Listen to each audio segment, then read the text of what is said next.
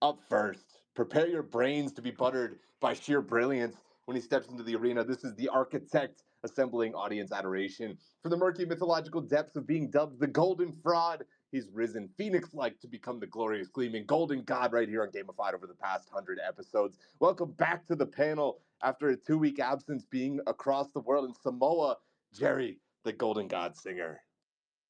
I hope you chumps had a good 2 weeks. I'm back to win more MVPs. And hey, it's good to see Paul here. I haven't talked to Paul in forever. What's up, man? Likewise, bro. Great to be here with you. Sorry I've missed so many. Been super busy, as you guys saw some of the news today. But I'm finally back. Yeah, huge congratulations on raising another round, Paul. Incredible stuff. And shout out Thank to you. Jerry making it all the way back for us. Ready to fill up that second hand full of MVP rings that I definitely will at some point make and ship to your house. Up next, once known for his KD, but now known for his KPIs, this sharpshooter traded loadouts for launch plans and frags for founders. He's the brain behind Glittercloud Solutions, where every play is power leveled and every client gets a kill streak. From controller king to clutch consultant, it's Dub. Wow, yeah, you know I'm all about my KPIs, bro. 2 new intros this week. I'm smitten, bro. You're killing it. We're staying up for 3 a.m. for this is just life as normal. Let's freaking go. That's great, dude. Yeah, look at those KPIs, dude. Up 200% since last week. You love to see it. Those numbers are printing for GCS. Up next, part legal scholar, part anime overlord. He's blending VTubers, tokens, and tech into a publishing powerhouse that feels more like Final Fantasy than a filing cabinet. Raised by the SEC, refined by startups, and now ruling like a raid boss. He doesn't just object; he obliterates. It's the wild card of the courtroom, the knight of Nintendo, the ace of Andrometa. It's Michael Christine. What's up, everybody? Happy to be here. Pumped to see Paul back on these spaces. I think today's going to be a fun one. Oh, it's going to be a banger. And up next, from Westeros to space fleets, zombies to sarcasm, this man has adapted the world's largest stories into games that actually work. But his real quest was liberating game designers from a back-end purgatory. That's why he built Beamable, a platform that turns red tape into rocket fuel. He's the sandbox savior, the pipeline whisperer, and the champion of fun-first game design. It's John Radoff. I'm going to put that right on my LinkedIn right now. And now I know Sam is on LinkedIn, by the way, because I saw a post from Sam on LinkedIn. He's now just a LinkedIn loser like the rest of us trying to be legit. So He's trying to be a linked influencer, dude. I like it. Yeah, boys, endorse my skills. Thanks for the intro, Sam. Thanks, John. Great to have you again. Is space hosting a LinkedIn skill yet? Can we get that on there? Somebody, please. Up next, he can break down a subnet architecture or squat a rack depending on the audience. He's got the presence of a keynote speaker and the lats of a raid boss whose biceps double his credibility indicators. It's the bench pressing part of blockchain of the AVAX ecosystem. Welcome back to the panel. It's Willful Wills Spangler. AVAX Battle Pass, everybody, go get around it. This is my baby. This is what we've been working on in the back rooms of Avalanche, with the beautiful Gnoc to my left on my screen.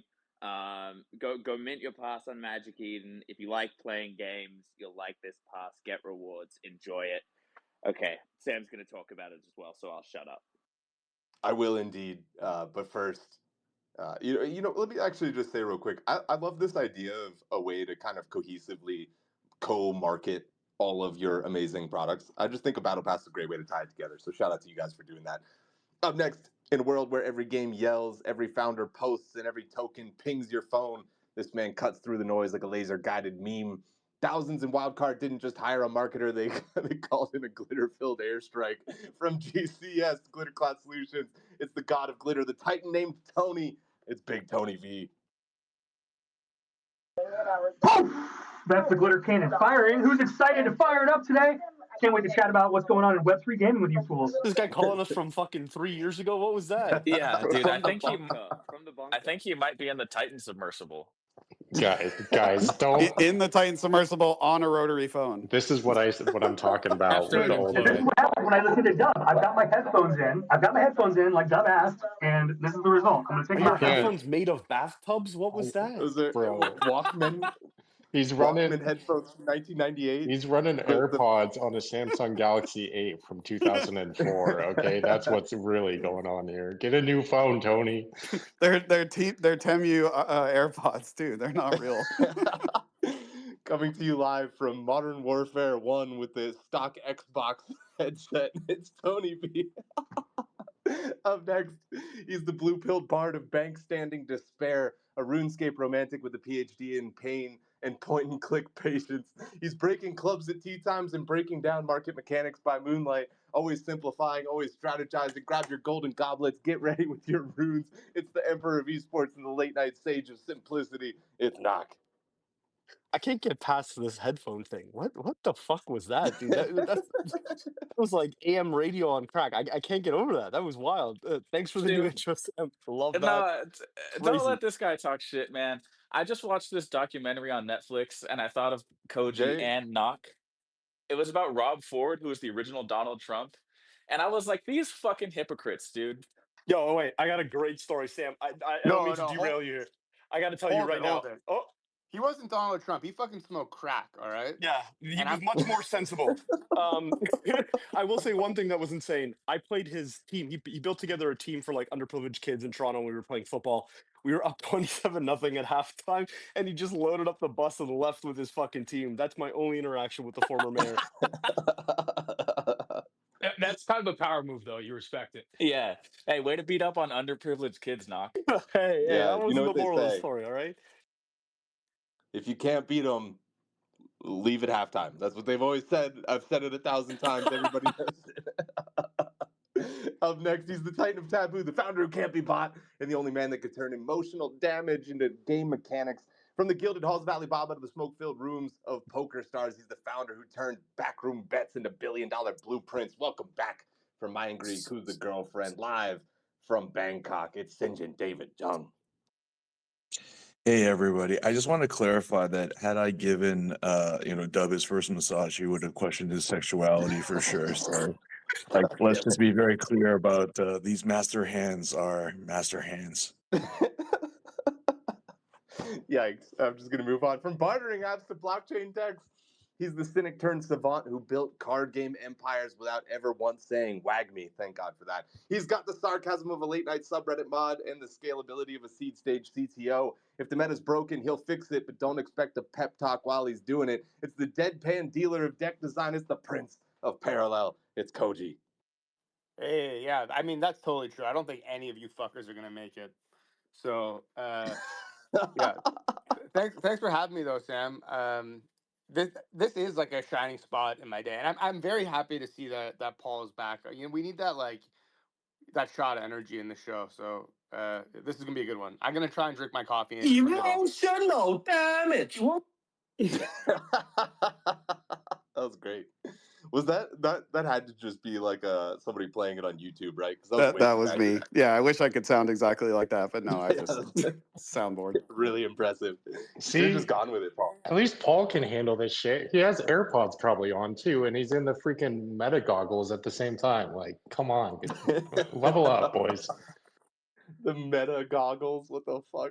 All right, up next, you know who it is. From commanding the Age of Empires to spelling out domination with words with friends, he's built bridges across continents with a dictionary and a dream. Now he's back with Wildcard, a tactical thunderstorm wrapped in a Saturday morning cartoon, ready to rattle the Web3 Coliseum with Hunger Games level viewing experiences thanks to thousands.tv.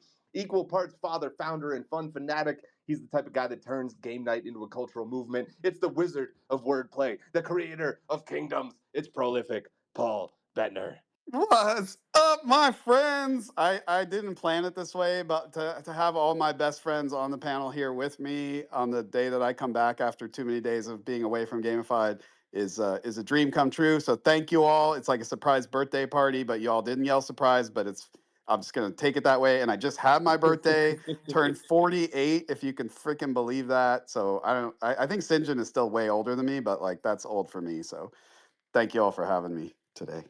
Happy birthday, Paul! Your gift is raising $9 million. That's got to feel pretty good. You can't hate that. That does feel good. Thank you. Love to have you back, man. Thanks so much for making the time. And last but not least, he's the cold-blooded king of commentary, the gecko with the gift of gab, and the only panelist here who can fit under a door jam. Tiny but terrifying, it's the 2.4-pound typhoon of hot takes. It's my boy Lemz. GM, what is good, everyone? Good to have you back, Paul. Yeah, happy birthday and congrats on all the free money, because it's free money, right? So yeah, good to be here. Good, man, it's a good show today. Also, everyone's being lazy gamers and not actually going to Spotify, despite Sam plugging it every week. So I'm gonna go give you guys a little reminder and drop a link there, so you can go to Spotify, give us the 5 stars. You want to. I'll give you a link to make it way easier for you. Thanks, Liz. Appreciate that, buddy. And of course, we got to give a shout out to our amazing sponsors. Avalanche is more than our official chain. It's where progress snowballs into real rewards. With Season 2 of the Battle Pass, every play earns progress towards legendary NFT drops and AVAX bonuses. No fluff, no filler, just a sleek system built for momentum. This is your Frost-forged ecosystem where tokens fuel the climbs, friends become factions, and innovation elevates every interaction. Shout out to Avalanche, the kings of the north, and the official chain of Gamified. That Battle Pass really is sick. All my friends that did Season 1 absolutely loved it. So no time like the present to get into it. And up next, these aren't just your run-of-the-mill developers. They're architects of growth, building a better landscape for Web3 gaming. It's Game 7, the official infrastructure of Gamified. They've got an incredible toolkit with Summon, a super-powered magnet that keeps players hooked, plus Hyperplay, your fast lane into Web3 gaming, making it a breeze to discover and dive into new Web3 games. Shout out to Game 7, the official infrastructure, making it all come together. And think you need a computer science degree to launch a game? Think again. At the Farcade, we're making building games as easy as posting a meme. Use your AI-powered studio and launch directly into social feeds like Warpcast or Telegram and watch friends, strangers play instantly. Plus, you can walk away with cash prizes worth thousands in our builder jams that are going on every week. Build for fun, win for real. It's game time, baby. We're jumping in with topic number 1. PlayStation offering refunds for Mindseye, which is a thing they rarely do. PlayStation is notorious for having terrible return policies for digital games once you download them, unlike Steam that lets you refund with up to 2 hours of playtime. They've only offered refunds for select titles like Cyberpunk, which notoriously had a terrible launch, No Man's Sky, which notoriously had a terrible launch, and Concord, which notoriously just had a terrible everything. So what's the word for PlayStation offering refunds on Mindseye, what was supposed to sort of be like Grand Theft Auto Light coming into it, and clearly did not work out to be that way. Paul's coming in hot, and I'm going straight to him. My word is shocked. I was going to go with surprised, but I'm going to go with shocked. Any developer who has worked with Sony or Nintendo or really any of the Japanese console manufacturers / publishers knows how rigorous and exhausting, really. Oh my gosh, there's a giant bear outside of my window. I'm in Connecticut right now, No and way. it's a giant black bear Wow. that's just I walking by the I window. didn't know Tony made his way to Connecticut. It does. There's a resemblance is uncanny. Okay, sorry. Back on topic.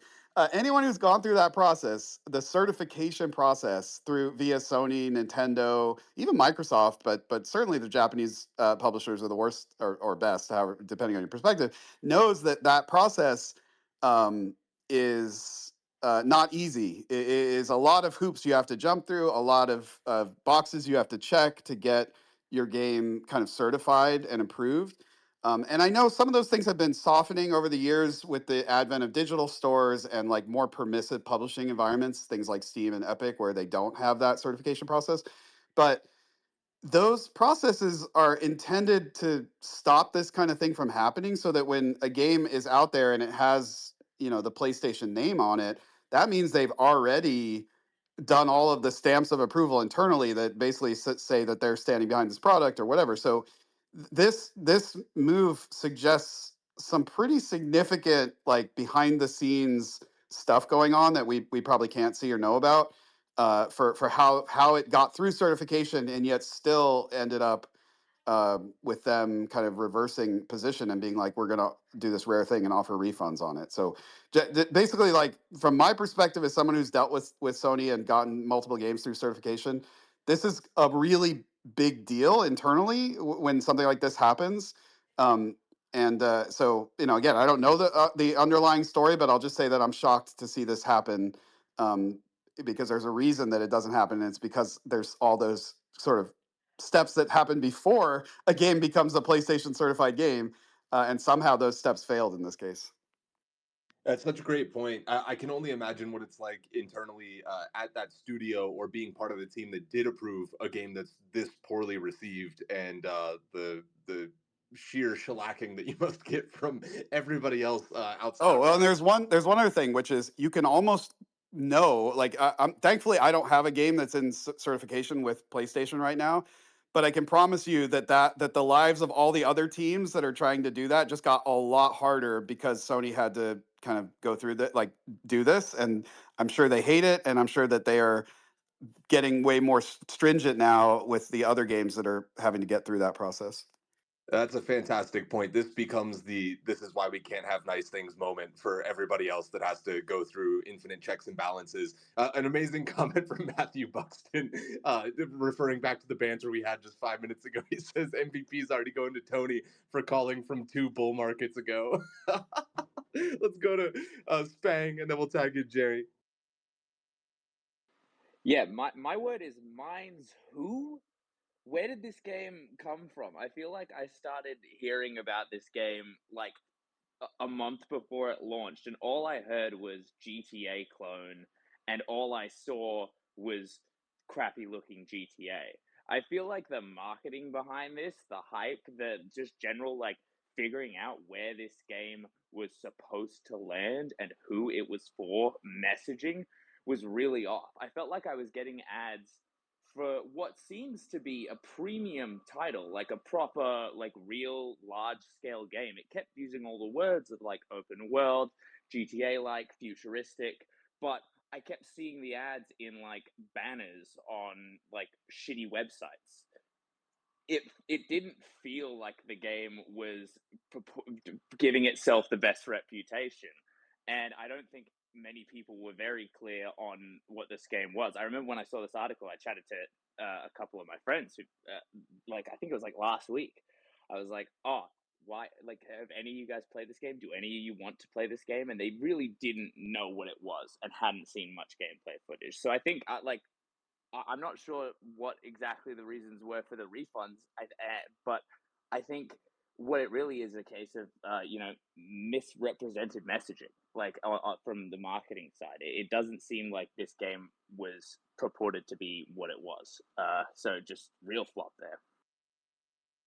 Yeah, misses across the board. Hard to believe too that this could happen just like 6 short months after the Concord debacle. Like you would think that they would be so ice cold about who's getting listed after just absolutely eviscerating their balance sheet without. Yeah, there are definitely some people getting fired over this for sure. It seems like, yeah, whichever new team they brought in post Concord is no longer the new team; they're the old team. Jerry, over to you, and then we're going to Tatted.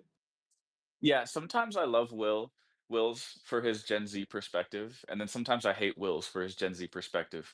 Because this is Leslie Frazier, you fucker.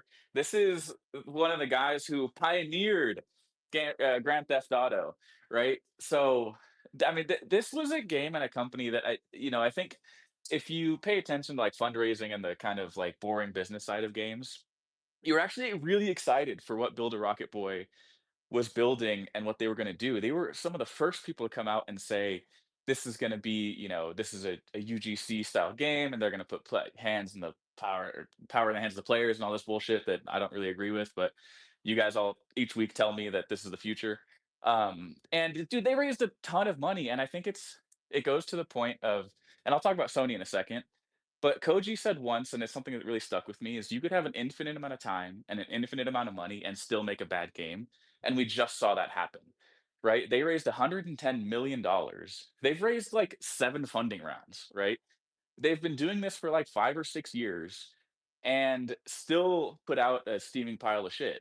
So, I think that's like, it just shows that this stuff is and it's super hard, right? And you can have the best resume and the most prestige in the world and still do this wrong. And I Would you think also that's agree though that they didn't have? Oh, and by the way, interrupting Paul is back. Thanks for having me back. Would you agree that they didn't really have much of a marketing campaign? I was shocked well, because yeah, I know they raised all this money, but like, where was the marketing for this game this well, year? thank you for teeing it up to one of the best marketing people Paul. Um, I think that what Leslie Frazier may what have happened here is when you and we see this with like people who leave Riot and people who leave Blizzard. is they're used to the marketing taking care of itself. And I think what happened is Leslie Frazier and the powers that be are kind of used to their names carrying so much weight. And I think that blows up in your face. And we see it happen time and time and time again with these people like Mike Moreham's going through it right now, who's founded Blizzard, right? So I mean, I think once you lose the machine that your giant company is and you go into like this scrappy new startup, you have to figure out a lot of things, and it is a totally different environment than when these guys first started putting games out. Everything is done differently now. So I think you're seeing that kind of play out in front of us, which is it's sad to see. I was actually really excited. I think we talked about Build a Rocket Boy like 6 months ago on the show, and I was like the one of the few people who was like super excited for this game to come out. And I guess I am wrong every now and then. But yeah, Sony, I don't know. I expect a bunch of like senior to mid-level people to get fired. Probably not like director levels, but yeah, it's always really bad when people are giving money back in the games industry because that's like not something we tend to do in our industry. It's like once you spend the money, it doesn't get back to you. So the fact that that's happening, there's going to be some heads rolling, and yeah, it's surprising to see Sony fuck it up again.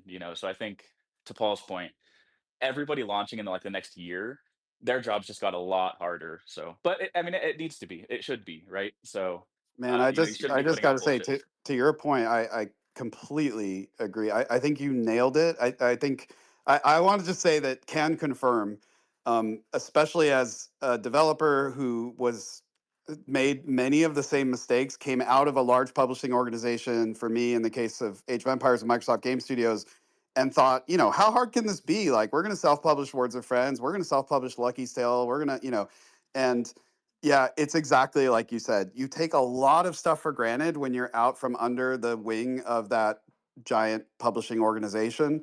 And it looks like a lot of those same mistakes and things that we took for granted early on as well. I'm gonna go to Tatted, and then we're tagging in Gnoc, who knows some things about this topic. Maybe can help us open it up a little bit. Tatted, over to you. Yeah, I gotta say, my word for this one is stability. It looks like the main reason that they had to refund is there's so many crashes happening at such a high rate amongst such a large part of the download base that they had to refund it because the game is literally not working for so many people that if they didn't refund it, they themselves could be in legal trouble. So I'm gonna say stability, and I think it just goes to show how important, like, even if your game has some bugs, even if there's some issues, the fact that it doesn't crash is such a monumental thing in the gaming world because you could have the greatest game in the world, but if it crashes, it's the worst game because you can't play it. Just like you could have the greatest technology in the world, but if no one's using it, it's worth nothing. So I'm going to say stability, make sure your games are stable before you're launching them in these stores. Definitely expect a lot of people to get fired. It is not easy to get on any of these platforms. So a game that's not even stable, that's literally like the basic thing that they're looking for in the smoke check is insane to me. So But yeah. it's crazy that this happens, right? Because they had hundreds of people under NDA testing the game, if not thousands of people testing this game, right? So, Build a Rocket Boy had their own people checking it, right? The publisher should have had people checking milestones. Sony had people checking it. So this is a failure on so many different levels. That's what I can't believe. Like, again, Yeah, having gone through that process, I can't. It just had to be some sort of yeah. catastrophic miss. It's hard to understand how it happens. And it's weird, right? Because it's like Snow White, right? When that comes out and you're sitting down watching it and you're like, how many people had to say yes to this and how did none of them say no? And like I think that's what's happening with like Mindseye. There's a million examples, right? I don't want to make this about Snow White, but Koji will yell at me. I'm Um, disturbed that you watched Snow White, Jerry, but that's okay. I got nieces and nephews, dog. What do you want me to do All here? right, sure. Yeah. Okay, no worries. One of the things that is really interesting on this, in the same vein of what you guys are talking about with the refunds necessary because the game was just broken and not working. I have more sympathy whenever things don't work either on mobile or on PC because there's so many different graphics cards, there's so many different operating systems and ways that people can get things on their device. But we're talking about PlayStation. Like you know what the hardware of a fucking PlayStation looks like. Like how does so many crashes happen on a PlayStation that it passed? It's just kind of unbelievable to me. I'm going to Gnoc next. Yeah, okay. So I've actually like been super deep into this whole thing for a couple of years now. This is like many years coming. There's going to be like a book or a documentary on this entire situation, but this is so crazy. So this starts with Leslie Benzies, not Frazier, Jerry, but What did halfway I there. just did I say the guy Benzies. like the actor? The guy from Yeah, like, oh yeah, wow, my bad. yeah. So Leslie Benzies, who is like a famous, like major part of Rockstar Games, he led development and helped with the production of things like GTA 3, 4, and 5, as well as Red Dead Redemption 2. There's actually like a famous screenshot from an internal email from the CEO of Rockstar to Leslie Benzies saying, "We need the Benz on Red Dead Redemption." He was the guy brought in to like fix and shape that game to become what it was. He leaves with 3 other top level Rockstar employees, and they create a company called Royal Circus Games, which immediately gets hit by a cease and desist from Take-Two, which is the owner of Rockstar, because it's too close to Rockstar Games. It's RSG versus RCG. So right out of the gate, they have to change their name to what ended Hey, up can we becoming talk about Silver how Rocket Mark Boy. Pincus, the ex-CEO of Zynga, just created a studio called Playful.ai when I own a game company called Playful Studios and have all the trademarks on it? Well, there No, you no, we're go. not. We're Well, not now, going to now actually you have talk the about that. background But here. sorry. Congrats Sue on his So congrats ass. on the this is lawsuit and the extra $9 million. Dude, this gets even crazier though from there. Okay, so they originally are going to create a game called Everywhere, which is meant to be like a Roblox competitor. They want to build this metaverse title. It's when metaverse is blowing up, this whole thing. And originally there was meant to be a main city in the game world of Everywhere that would allow you to take portals to different UCG or UCG games, like experiences that creators and people through using their like in-game arcade tool could build experiences, and while you're playing Everywhere you can hop in from title to title and play a bunch of these different experiences. Mindseye was actually the flagship example of what could be built with that infrastructure and was meant to be a mini game inside of Everywhere. There's so much that happens here. Originally they start building on Lumberyard gets taken out back in Old Yellard, then they start building on Unreal Engine, then they switch to UE5 and have to rebuild everything. The story here is a story of mismanagement and unfortune. Over the course of like almost a decade, they've spent hundreds of millions of dollars trying to build Everywhere. The metaverse narrative starts to blow up, then it crashes, then they shelve Everywhere, and then they force Mindseye out the door, which originally was not meant to be a standalone title, but was meant to be an example of what could be built with this in-game software that would allow you to build games. This is like a historical level fuck up on every level of the way over an extended period of time, led by a guy who built some of the games that we talk about most on this show. GTA 5, largely thanks to Leslie Benzies. Red Dead Redemption 2 was literally brought in to help shape and fix what was going on with that game. And he delivers this clusterfuck over the course of a decade that leads to Mindseye getting released in a state that doesn't even work. It's hilarious that it's an open world game from one of the guys who pushed Red Dead and GTA, and you can't even steal cars in this game, which is just ridiculous to me. And the game itself is a complete shit show, in part because it was never meant to be a standalone game. It feels like they just meant to get something out the door, put a bow on this project, and hopefully change gears and look somewhere else. But this was just a royal shit show from 2016 all the way leading up into this. There are so many things that went wrong here. If this doesn't become like a movie or documentary, I will be shocked. Like every step of the way for 10 whole years was completely fucked. So interesting, man. I'm gonna go to Koji and Sinjin, and then we're gonna tag Wild Paul back in. Yeah, I mean, I think everyone's already covered it by the time I put my hand up. But like, are we surprised? Are we honestly surprised at this point? Like, we live in a culture where, especially in gaming now, people are just like, "Fuck it, we'll fix it later." And I mean, Web3 is like the biggest, one of the worst culprits for that. And parallel, like, we're not innocent either. So like, I think that like we're in a scenario now where you reap what you sow, basically, right? Like we put ourselves in this position, and we keep giving people dollars even though they keep doing stuff like this, and we're just like, I mean, if they're making money, like, why do they actually care? There's like literally no downside for them, so they're just gonna keep fucking doing it, and it's our own fault. Is that true? Is there no downside? I mean, to me, it seems like one of these, you see companies do something illegal and then they get fined for like 8% of the money that they made doing the illegal thing. And you're like, well, of course, for 92% profit margin, they're going to keep doing the illegal thing. It seems maybe in that vein, but whenever you get to the point of it's so bad that it needed to be refunded, maybe that is penalizing enough that next time they won't do it. What do you think, Koji? No, they in that case they can just use it as a tax write-off, unfortunately, especially when they're 10 years into something.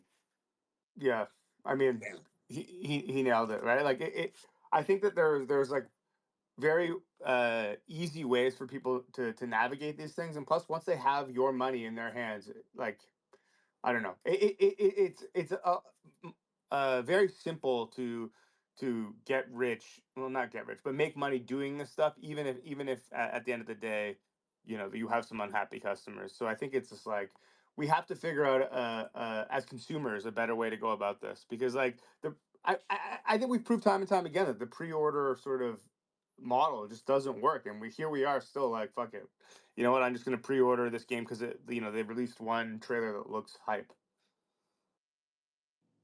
Yeah, fair enough. Sinjin, going to you, then back to Paul. Yeah, I have a slightly different take. I think this is quite interesting, actually. And thank you, Gnoc, for the color. I think, even with the article that, Sam had linked to us, the title is Mindseye gets the cyberpunk treatment as PlayStation issues refunds. And I think it's interesting. So I was reading through some of the Reddit threads as well. And, obviously the game, not just crashing, I mean, it's just like even it's running, it's at like 20 frames per second. So it hasn't been optimized. But I think when, you have someone like the Benz who's involved with it, I think there was a lot of like talk as well. And obviously, like, I don't think that the Sony executives or the people who are looking at that are totally incompetent. I think on some level, maybe at a smaller load that it was working. And then when it actually, got to scale, it wasn't. And then in the same way that, we don't know, or maybe Doc knows, but from just looking at it, maybe there is a lot to this game and a lot has been actually done with it. That there is potential that, just like Cyberpunk, where it literally took 2 years before they really, got through all the kinks and the optimization that they actually made it back. And this might be kind of like a similar track where Mindseye has kind of gone on to from the executives, in the sense that, it seems like they're issued refunds and they're not issuing refunds. It's kind of like a case by case basis. And they might still really have hope for this game because maybe they feel it is really an optimization issue. And I think their team as well, just basically in the middle of this, like stopped all their streaming sponsorships and stuff like that for the moment. So I think possibly they are really going to take another shot at this. But as we all know, game optimization and having this kind of launch may be a 1 or 2 year affair rather than a couple of months.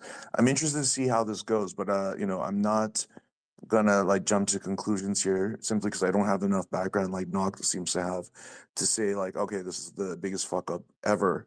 I think things have happened, and when you start to release a game at scale, especially something that is new tech that hasn't really been tested at scale, and people can say, well, there's all these fucking testers, you can obviously test it at scale before you launch. That's not the fucking case, kids. Okay, when you put it out in public, it's a fucking different beast, right? And so yeah, I'm interested to see how this goes, because this is not PlayStation's norm. And the last time this really happened was with Cyberpunk, and look how that turned out. Yeah, good points there. 2 more hands up. I'm going to Paul and then back to Gnoc, and then I do want to move on from this unless there's a sort of new angle to approach it from here. I'll Paul? keep it quick. I just wanted to underline, I think what Tyler said was so spot on, that that's the thing that finally made it make sense when he said that, was this is this has to be a liability issue. This has to be Sony seeing the extent of the problems and trying to avoid a class action and like getting ahead of that. That's the thing that makes it make sense to me, and that would cause Sony to do such an extreme thing that they haven't done before. And then I also just wanted to praise Gnoc. I mean, we all know he's the GOAT, and I show up because partially just because of all the things I'm going to learn from Gnoc, even if I'm not here listening into Gamified afterwards, because Gnoc, he just do such a great job of educating us all. So thank you for that. And also, lastly, I like when we can act as a service to the people who are listening to Gamified, in terms of like helping people evaluate the risk profile of various things in this space and in games. And to me, this is another example of something we've underlined before, which is when looking at teams shipping games and trying to evaluate, do I think this game is going to be successful? Do I think this IP is going to have legs, is going to go somewhere? It's not enough to look at singular creators, even if it's like a number of single creators, like the creator of this and the producer of that and the lead engineer of that have come together to make this amazing new game. Like, you really have to look at the team and the team dynamics. I again, can confirm, having been through this myself, that every time you're bringing a new team together, even if that is a team of the most seasoned veterans, if they have not personally shipped a game together before, you should treat it as if it's a brand new, unproven, like, even if individual creators on that team have amazing track records. It's just, we see this time and time again, that somebody having worked on an amazing game and being responsible for a part of that, working with someone else who they never worked with before, you might as well be resetting their careers in a way back to the beginning, because the dynamics of how those new people are going to work together can undermine all that experience and talent that they had when they were working in a different environment. So, to me, from the outside, and especially hearing Noc's context, this looks like a classic case of that. And so it's just always better when you're betting on teams and games if the team itself has actually been in the trenches together before, not just individually on other teams. Man, things I wish all of Web3 gaming could have heard about 3 years ago before all of the things They that heard it. everybody They invented. heard it. They just didn't listen. Fair enough. Knock, over to you for the last word. Yeah, just real quick. Will's touched on this at the beginning here, but part of the reason why you didn't see any marketing for this title is because they knew it was a dud. They didn't run any creator marketing. They didn't give playable demo copies to any media. They didn't allow anybody to see this title before it was released. And it's because they knew it was garbage. So yes, to Will's point, no, you heard about this game only because it's a shit show, because they knew it was a shit show and they didn't put any money into marketing. Yeah, fantastic point. Great last word. We're moving on. The other side from Yuga, over under. It's going to ship in the next 3 years or at all. We haven't talked about Yuga or the other side much recently, mostly because there hasn't been a lot to talk about, to be honest. Yuga obviously raised a ton of money by way of NFT sales and also just external fundraising rounds, and started a ton of projects, as well as acquiring a lot of IPs and projects like the Moonbirds and CryptoPunks. They've recently, though, sold many of these off, and the other side seems to be one of the only things still remaining. So it's not a complete removal of gaming sort of from their ecosystem. If anything, it seems like the other side is maybe the only major thing that they are investing in and kind of going all in on, instead of diversifying their focus across other things like Legends of Mara and heavy metal, HV, MTL, whatever you want to call it. They also recently talked about closing down ApeCoin DAO, which famously has been extremely frivolous with money, paying like $250,000 to people just on the board to make decisions poorly. But the big question is, will the other side come to fruition, or do we expect this to be another thing that at some point they move away from? Maybe they kill it off. Maybe it just technologically doesn't get to where they need it to be before they run out of fundraising, and all the other things that could happen, in between. So over under, other side, getting a full release in the next 3 years. I'm going to Sinjin first on this one. Okay. So do I say over if they are going to make it in 3 years, or under? Yeah, so if you think it's going to take more than 3 years for them to get it out the door, say over. If you think it's going to take less than 3 years, say under. And if you think it's just never going to come to fruition at all, you can just say never. Okay. I think under, just because they're clearly able to ship like shit that isn't going to actually fucking do anything. So yeah, definitely under. Will it actually be successful? No, but like I'm very thankful to you guys. I mean, like they gave us a lot of like headlines and stuff to talk about when it was like the Deep Bear and stuff like that. But honestly, at this point, like who gives a fuck? Like I don't care how many more shots on goals they have. It's like it's totally fucking useless. Like whatever, like the outcome will be at this point. I mean, the industry has definitely, I think, moved on, and with everything they've done with the acquisitions, with also like their spin-offs and whatever, so on and so forth, it doesn't seem like they're in this game at all to do anything at this point, no matter how many more shots on goals they have. So they just become absolutely irrelevant. So under, good for them, good luck to them. It's going to be fucking pointless. Yeah, and we have seen some play tests from them showing some of the technology. However, this topic is strictly about like a full-fledged, accessible release for everybody permanently, I guess. Let's go over to the tatted lawyer, then we'll tag in Koji. Yeah, I'm going to say under. I might be biased for my take after spending potentially 15 grand on one of those bullshit other deeds, but I'm going to say under. I don't really trust really anything coming from Yuga at all as it relates to gaming. I don't think they've given us any reason to trust anything that would come from Yuga as it relates to gaming. The last thing I saw from Yuga that they released was a really terrible trailer with very, very subpar 3D models that it's almost shameful that a company that has a treasury of, I think, like definitely over 300 million, because that's obviously how much they made on the other deed sale, is producing this quality of work. So I'm gonna go with under. I don't believe they can do it. I think it's there's a lot of crazy things going on over there, and they're not too sure of who they are themselves. So trying to, if you're not sure of who you are yourself and you're trying to create such like an ambitious project, if you will, I have zero faith in them being able to execute.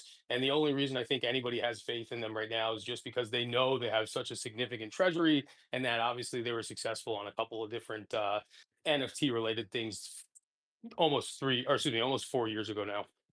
So are you actually saying never instead of under? Like, you mean you just don't think Yeah, they're ever going to release I'm, anything? I'm not I'm sure. going never. I'm not sure these panelists understand how over under works. Everyone's saying over 3 years, or everyone's saying under, but what they mean is over. Yes, over for I sure, meant because under. it's I a got never. It's a clarification. never, so it's an infinite over.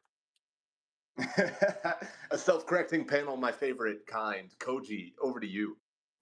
I mean, I'm going with the over also, and not like you basically you said full release. Like I don't know what that entails anymore. Like whatever comes out, I don't think is going to live up to the promise that was initially given, and so I think that that's part of the issue. This goes back to I think Gnoc made reference to it, where I suggested that like it doesn't matter how much money you have, you can have an infinite amount of money.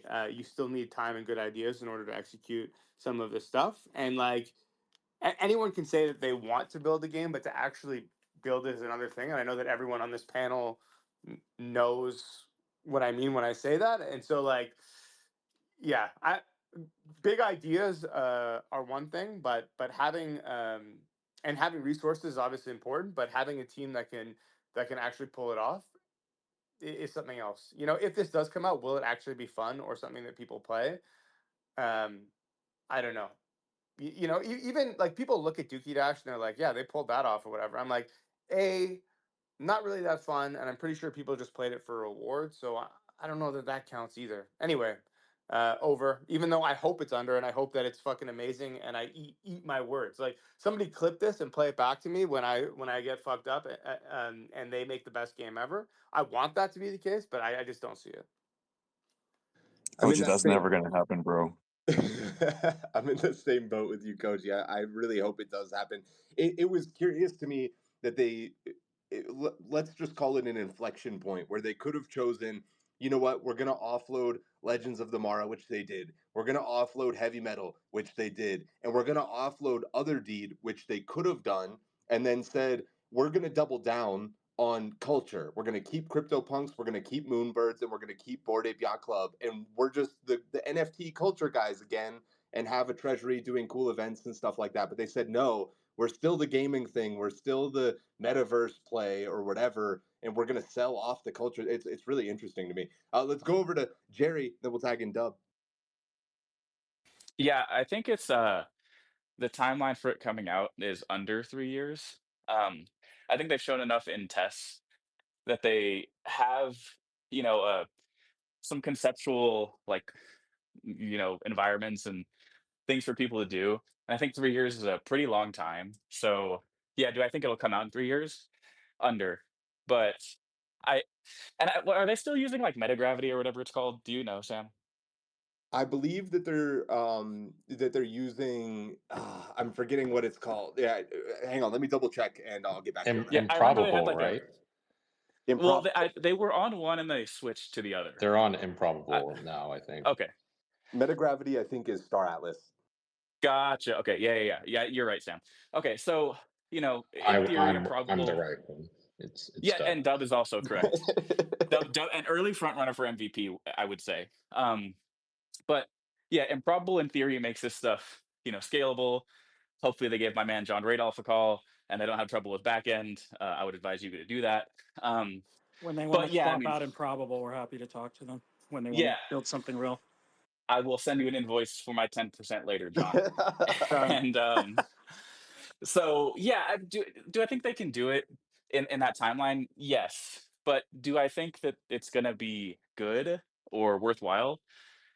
I don't remember who said it. I just don't agree that they've ever given us a reason to be happy about anything, right? Or to think that they can.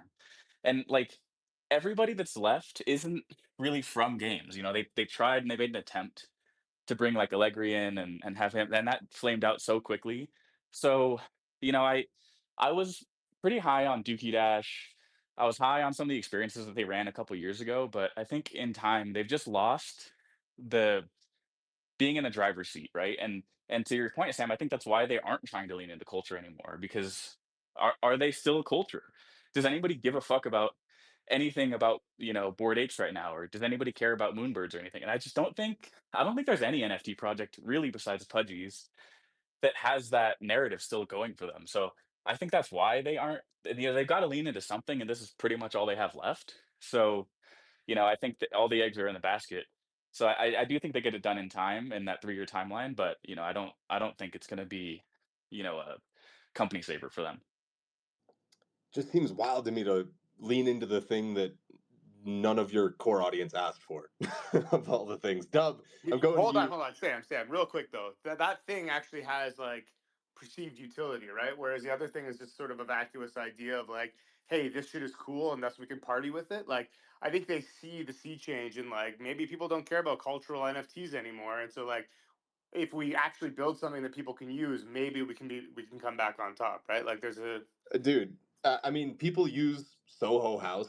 Like, it's not like that can't work. Like, that's one of the most popular business models of like elite people. Oh, yacht club. Oh, Soho. It's like It is that. failing though, because Soho House has now let in so many people that it's not actually cool anymore. And I actually know a lot of people canceling their Soho House memberships because there's like a million people at every Soho House now. Just throwing it out Yeah, there. I mean, there you go. Product market fit, and they have fumbled the bag. They could have stepped into that nicely and been like, "Look, we only have 100,000 holders. Period. We've got 50 locations across the world, or whatever." They have the money to do this shit. It seems to me like They they took their had. product market fit and then fumbled it, trying to chase another technology they had no business entering. Is my point of view. Spang, and then to Dub. I have like a vague memory of us talking about Otherside when they did their big like 1,000 person playtest, and I remember that there was a sentiment of bullishness around that. I personally was not bullish, but there was a sentiment, and I'm just wondering where the hell all of that went. Dude, I'm Because about to call out Knock in just a second, Spang. Don't you worry, buddy. no, because it's I like what did we expect? Like I remember when I was first getting into like the NFT space and I saw the roadmap of Bored Apes, and they were gonna have like clubs and it was gonna be really cool. All of that's gone, and we've heard nothing about it. I looked it up before this because I actually had to remind myself what Otherside was and what they were actually building. And the first thing that comes up when you look up Otherside release date was that their public alpha was supposed to be last August. That's the only news we've heard. And I think that kind of speaks for itself. I wouldn't be surprised if we end up getting a Mindseye situation with Otherside. Something's going to come out. It's probably not going to take 3 years given how long they've been working on it, but it's going to be shit and people are going to be pissed about it, and then we're going to forget about it in a week. And, the people we don't like will still be rich. What are we going to do? Tad will be first in line for that 15K refund. I'm sure he's looking forward to that. Let's go to Dub. Fuck all you. This is crazy. First of all, Jerry, it's hilarious. We can tell you've really been gone for 2 weeks because using moonbirds as irrelevant they actually got bought by Orange Cap Games and Spencer, and have since like 3x the floor and are so fucking back. And everyone loves Moonbird, so culture's still there. So fuck all you guys. Yeah, Dub clearly bought one for 75 ETH a year ago. Yeah, no, still haven't, but I know Koji still got some. So, Koji, time to iron out that fucking dust off that wallet there and start selling, baby, because they're not going up from here. But for otherwise, for this whole topic, Otherside, I think it's over, but it's only over by like 1 or 2 years. I think like year 4 to year 5 or 6 is when they'll come out with this thing. I think they have a lot of iteration to do. I agree that it's all over the fucking place. They need the entire like market sentiment to spin back, but I'm more bullish on the apes. I was just on a space with 2 apes last week and I was super fucking worried about it, but it ended up being like all the right stuff, just talking the same thing, but getting gaming for them. And of course it's all an ape chain, so it's a little weird, but they have their heads in the right space, and they all are still like a community and want to see this thing win out. And like, I looked at the last playtest event stream and I wanted to be in there and playing that thing. So like, I'm excited for whatever they iterate on. I think they have legs. And yes, I'm like a little bit biased because now I've been working with Improbable team on some stuff. And I'm just see eye to eye with those guys and have faith in whatever they're doing. I just think it's wicked far out.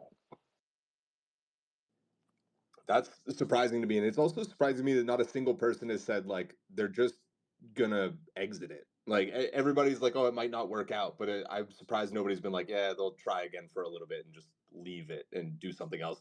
Let's go over to Lemz, and then we're gonna tag in Gnoc to hear where his Yuga fan favor has gone. Yeah, you front run me a little bit there, and so did Will, because I was gonna say over 3 years for sure. Like, it doesn't feel like a long time, but we're already 3.5 years in, and what has come from it so far. Like, if we think, going double that, is it going to be that much better? Probably not. Like, they broke up with Improbable, they got back together with Improbable. Like, the whole progress has been pretty weird. I think they'll ship something eventually, but it's going to be more than 3 years, and it'll probably be piecemeal. But I think, like what Will said, it'll be a Mindseye situation, but there won't be no refunds. Like, you ain't getting your 15K back, Ted. It's like RIP. It'll just be a trash thing that everyone on Reddit will be triggered about and then yell about. Well, I guess it'll be Twitter instead of Reddit for like Mindseye. I think they keep it going for a while because they just have such a massive war chest, but eventually they throw in the towel. Like, let's be like, even the tech, like, how soon is the tech even going to be there to do like half the shit that they promised or said they would do? Like, I guess with AI and stuff, maybe it's there in the next 3 years, but like with the way they've shipped and executed so far, I think it's going to be a pretty grim outlook. And but maybe people will keep the hopium going for another few years, and they'll keep trying to do something. But based on what they've done in the last 3.5 years, like, what the hell is going to come next? Do you guys think that they still have a huge war chest, or do you think they've burned through a lot of it? I wouldn't say. I don't know. I would say they probably still have like a good chunk. I definitely, like, you can't think that the guy that they brought from Activision Blizzard was cheap. Like, they probably got like There fat is no signing world bonuses. where they have less than $100 million in cash. No world. I mean, a lot of it also depends on treasury management, which is very, very hard to know about. I mean, I've seen plenty of gaming studios that claim to have a lot of money, and then all of a sudden they're like, oh, well, we held it all in ETH, and that money disappeared very quickly. Gnoc, I'm going to you, buddy. Yeah, definitely feel pretty strongly that they've got well into the 9 figures in cash. Part of the reason why they're winding down, and even the sale of Moonbirds, it included like $40 million in cash on the balance sheet as part of the acquisition in exchange for some equity. So yeah, absolutely, they have plenty of cash. They've also wound down pretty much all of their expenses with the exception of Otherside, and they're also shutting down the DAO. So from like a funding perspective, they're probably going to be more stringent on cash now than they ever were.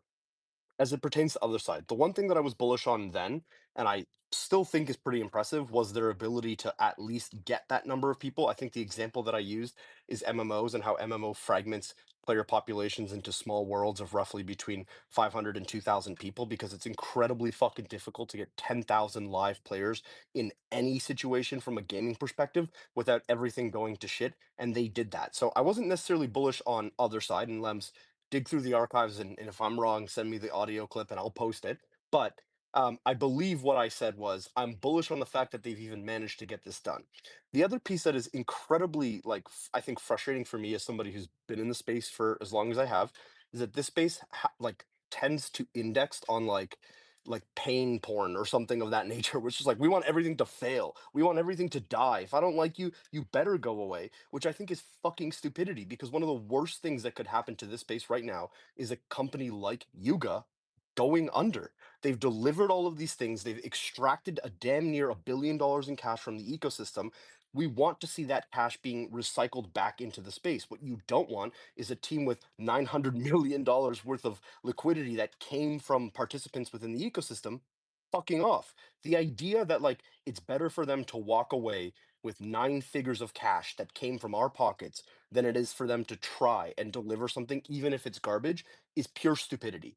And it hurts the entire ecosystem for an extended period of time, because now you look at something as big as Yuga. You know, you had fucking celebrities like Justin Bieber and Snoop Dogg and Eminem changing profile pictures to their Bored Apes and their CryptoPunks when it was part of that. This is something that permeated like true pop culture, and was, people were aware of it, until a lot of people to this day, when they think of crypto and NFTs, they only think of Bored Ape.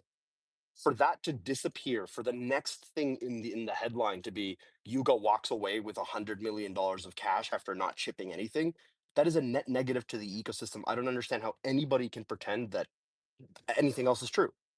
Real quick, I'm not sure if anybody is rooting. Can somebody give me like a 100 emoji if they're rooting for Yuga to collapse? I don't think I anybody's. think everybody wants Yuga to do well, but they Yeah, don't believe that they can. That I agree with yeah. wholeheartedly. But my take here has always been, we should at least give them the shot, because we want them to do well, because it's bad for us. It's the same thing that I said with Pixelmons, right? When Pixelmons went under, I fought tooth and nail against this panel to say, hey, we better hope that this thing gets figured out, because they just raised $75 million. Now, things there, thankfully, with new leadership, has taken the right turn, but you don't ever want a team that has raised this much money to just fuck off and die. That is so bad for the ecosystem.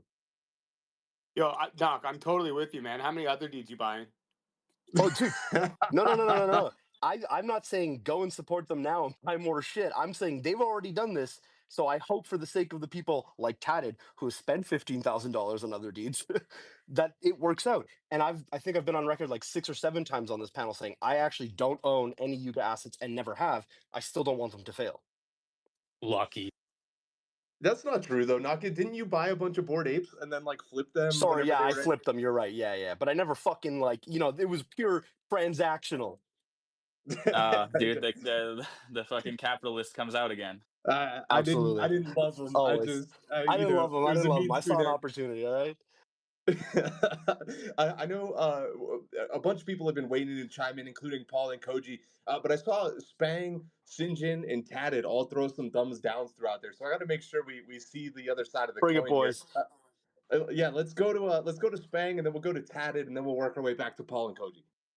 Yeah, I think Gnoc walked me back from the cliff a little bit there in that last bit. So I'll give him some credit there. But like, I don't know. Yes, obviously we want the space to be successful, and we want them to make the most of whatever they've been spending that $100 million on. But the fact that like it is that much capital, and that much capital was extracted and is probably going to be, at best mediocre. I hope I don't have to cringe when I read whatever headline it is that Otherside has. If that is the outcome, I will be stoked. If it's not cringe and not off-putting to people in Web 2, that is a win. That is kind of all we need at the moment. Like, do we want, like, like the good headline, the dream scenario that I see us talking about in like 3 to 4 months, maybe not dream scenario, but the scenario I see is Otherside launches massive kind of ETH whale movement back into gaming because of, popularity of the assets and the asset prices are spiking. That worries me because that sounds like a step 5 years in the wrong direction. And because that's the culture and that's the community that Yuga brings with them. And oh shit, an ape just joined the channel. I'm about to eat my words. But like that's typically how I've seen it. I've spent countless hours convincing my friends that NFTs can be more than monkey pictures, and I don't want all of that hard work to go undone. Great take from Wills. Yeah, joined by Dinopawnz here. Not familiar with him, but does seem to be Ape affiliated. If he wants to chime in at all, happy to hear his perspective as well. But in the meantime, going to Tatted, going to Kohji. Yeah, I wanna paint a little different picture for everyone. So Knock had made the point like, oh my God, this huge company that everybody knows, and they raised all this money. So if it fails, everyone's gonna see NFTs as failure.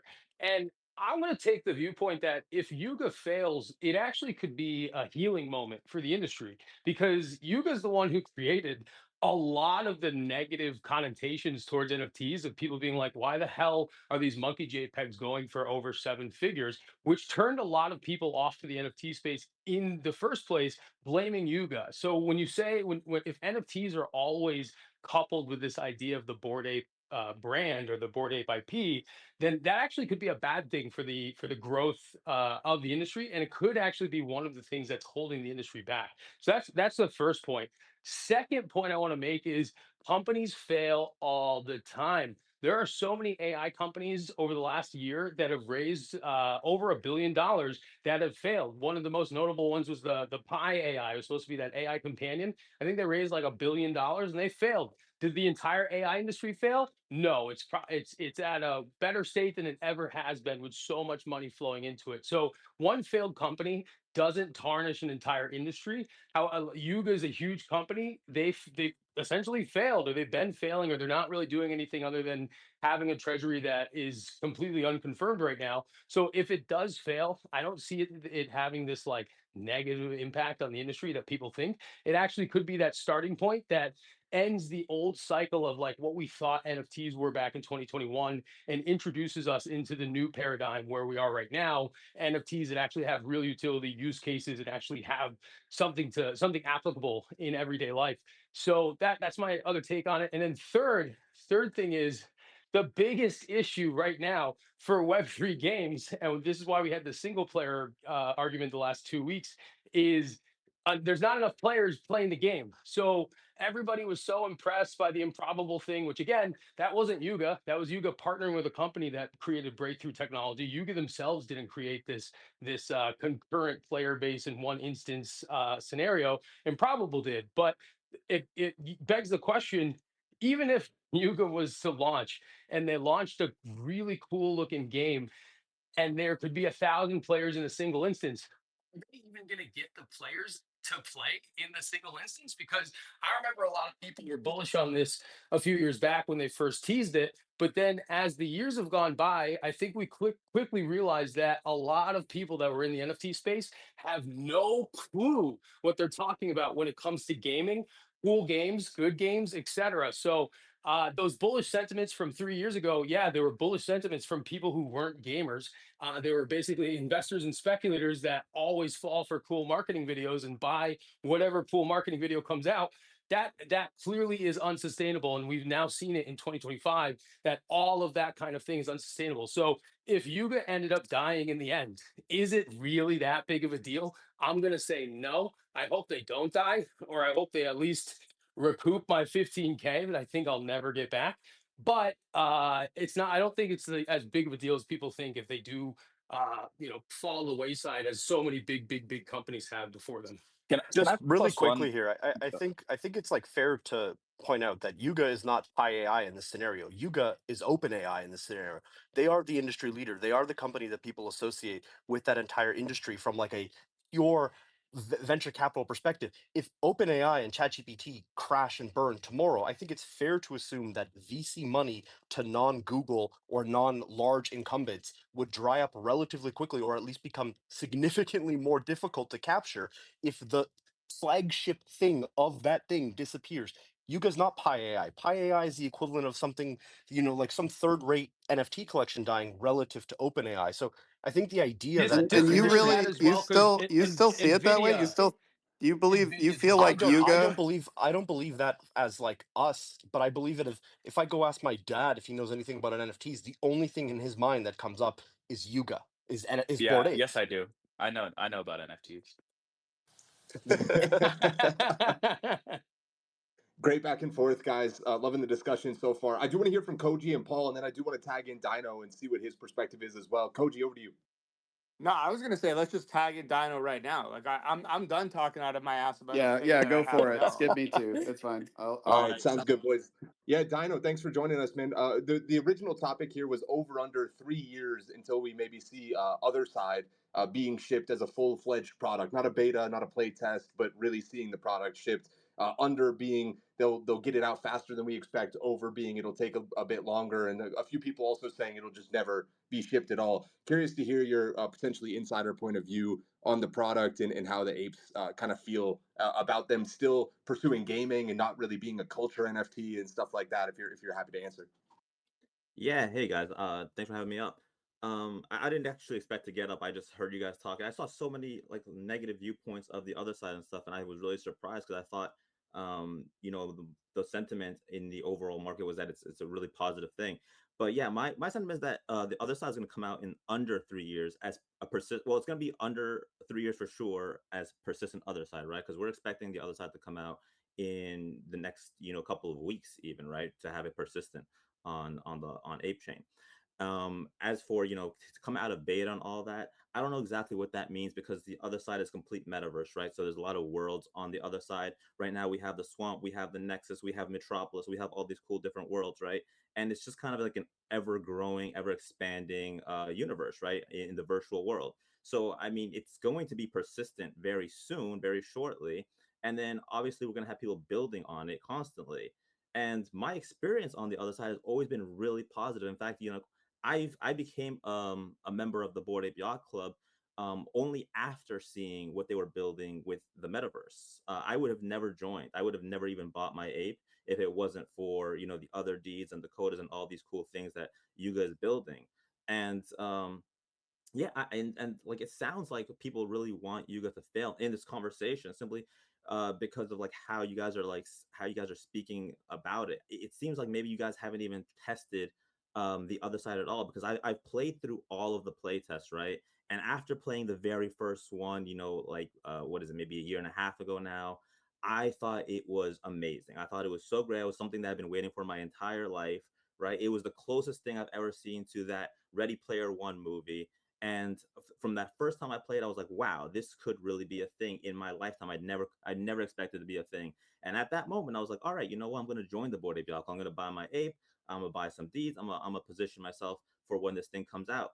And after playing that first play test, they introduced us to a couple more play tests. They kept introducing new variables. So they introduced us like to the bubbles. They were like, hey, look, you guys are on Twitter Spaces all day. We're introducing bubbles now to the metaverse, right? And I tried out the bubbles. The bubbles were so cool because you can actually see the person you're talking to, see their in-game, their NFT, and it's like being in a giant space together. And then they're like, okay, cool, yeah, that's what you could do with in terms of socializing on the metaverse. Here's what you could do in terms of gaming. And then they introduced us like poker tables. They're like, here, now you can play with like at the poker table with all your friends, and you guys can socialize while playing poker. I'm like, wow, that's really cool too. They introduced us to the club, right, to the clubhouse. They're like, now you guys have your own little clubhouse. And during Ape Fest, they even had these little portals in the clubhouse, right? So you could see the actual Ape Fest event and see people moving around, and the people at Ape Fest could look through their portal and see the characters in the other side moving around. I was like, wow, I didn't even know that was possible. It was like that that portal that was open in New York, right? That was like seeing into the other country. I didn't know you could do that in the metaverse too. I was like, wow, this is amazing. That's really cool. And then they kept going. They were like, now we're going to introduce, a 1,000 versus 1,000 shooting game, right? And we were all playing around, and we broke the Guinness World Record, and I thought that was incredibly fun. I still post clips of that those events every single day because I miss it. I miss playing those things. And then finally now we're going to get these new activations, right? Like Bathroom Blitz coming out supposedly in like 10 days maybe, right? It's come out at the end of this month. And that's just a game built on the other side by random developers, right? By other people, not Yuga specific. And anybody can build their own games. It's kind of like Roblox, right? You can all go in there and build your own thing.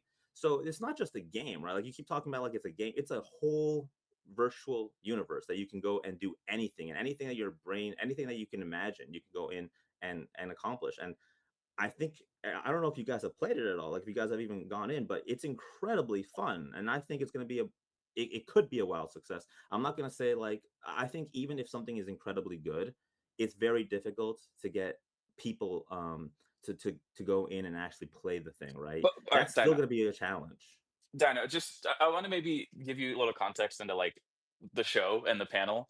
Is like we're all from the games industry, right? So like builders and marketers and Dub creates content and all this stuff, right? So like we've been through I don't laugh. I've said that in a that was a compliment to Dub. He's also a good marketer. It's like there's all these amazing people, Yeah, and then no, Dub. like well, it's just all right. My bad. I was a Yeah, compliment, dude, Dub. fuck me. So no.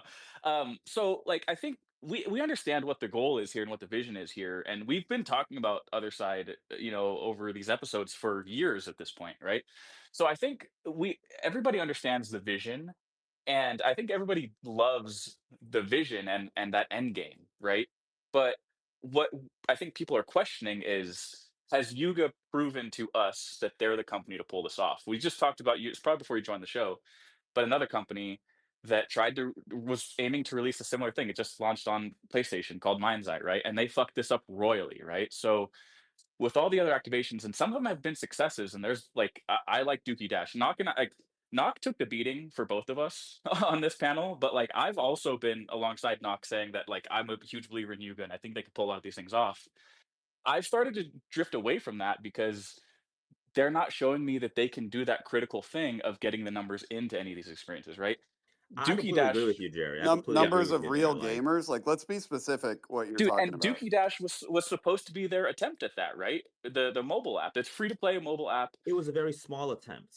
It was a pathetic attempt, if we're It being was real about but it. yeah, you know what? It was a pathetic attempt, and I don't think anything that you guys shown us previously has proven to us that they can come out with something amazing, except for the playtest that they've shown us of the actual other side. Everything else before this, I can agree with you. Complete failure. Complete failure. And I would never have bought into Yuga had I not played the actual playtest of the other side. That's the only thing I think they have come out that is a slam, like a home run, an actual good product. We Everything also else before have that is just filler. It's just something that they were trying to stall us with, to give us something to taste while they're actually building this giant thing that takes a long time to build a metaverse like as big and as cool as the other side. But from what they've shown us so far, it's really good. I've had a blast on every single playtest and playthrough that they've let us in on, and I'm just waiting for the actual persistent thing to come out. I'm relieved to hear that you're stoked on it, Dino. We do have Doug Hype in the audience saying, "Did anyone here play the other side playtest?" I did. It felt like all they cared about is volume, i.e., number of users, so they can brag about it. The actual game is very far from being good. I personally did not play in it, but I consumed a lot of content around it because I was intensely curious. And I feel like I've played video games enough to be able to look at one and go, that doesn't look fun.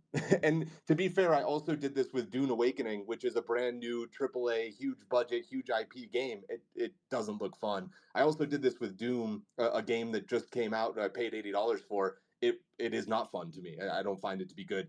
With that being said, I want to circulate around the hands, and then let's try to move on to our last subject of the day. This one is snowballed out of control, but in a good way. It's been really interesting. Kohji, I'm going to you. Then we're tagging in Wild Paul and Sinjin.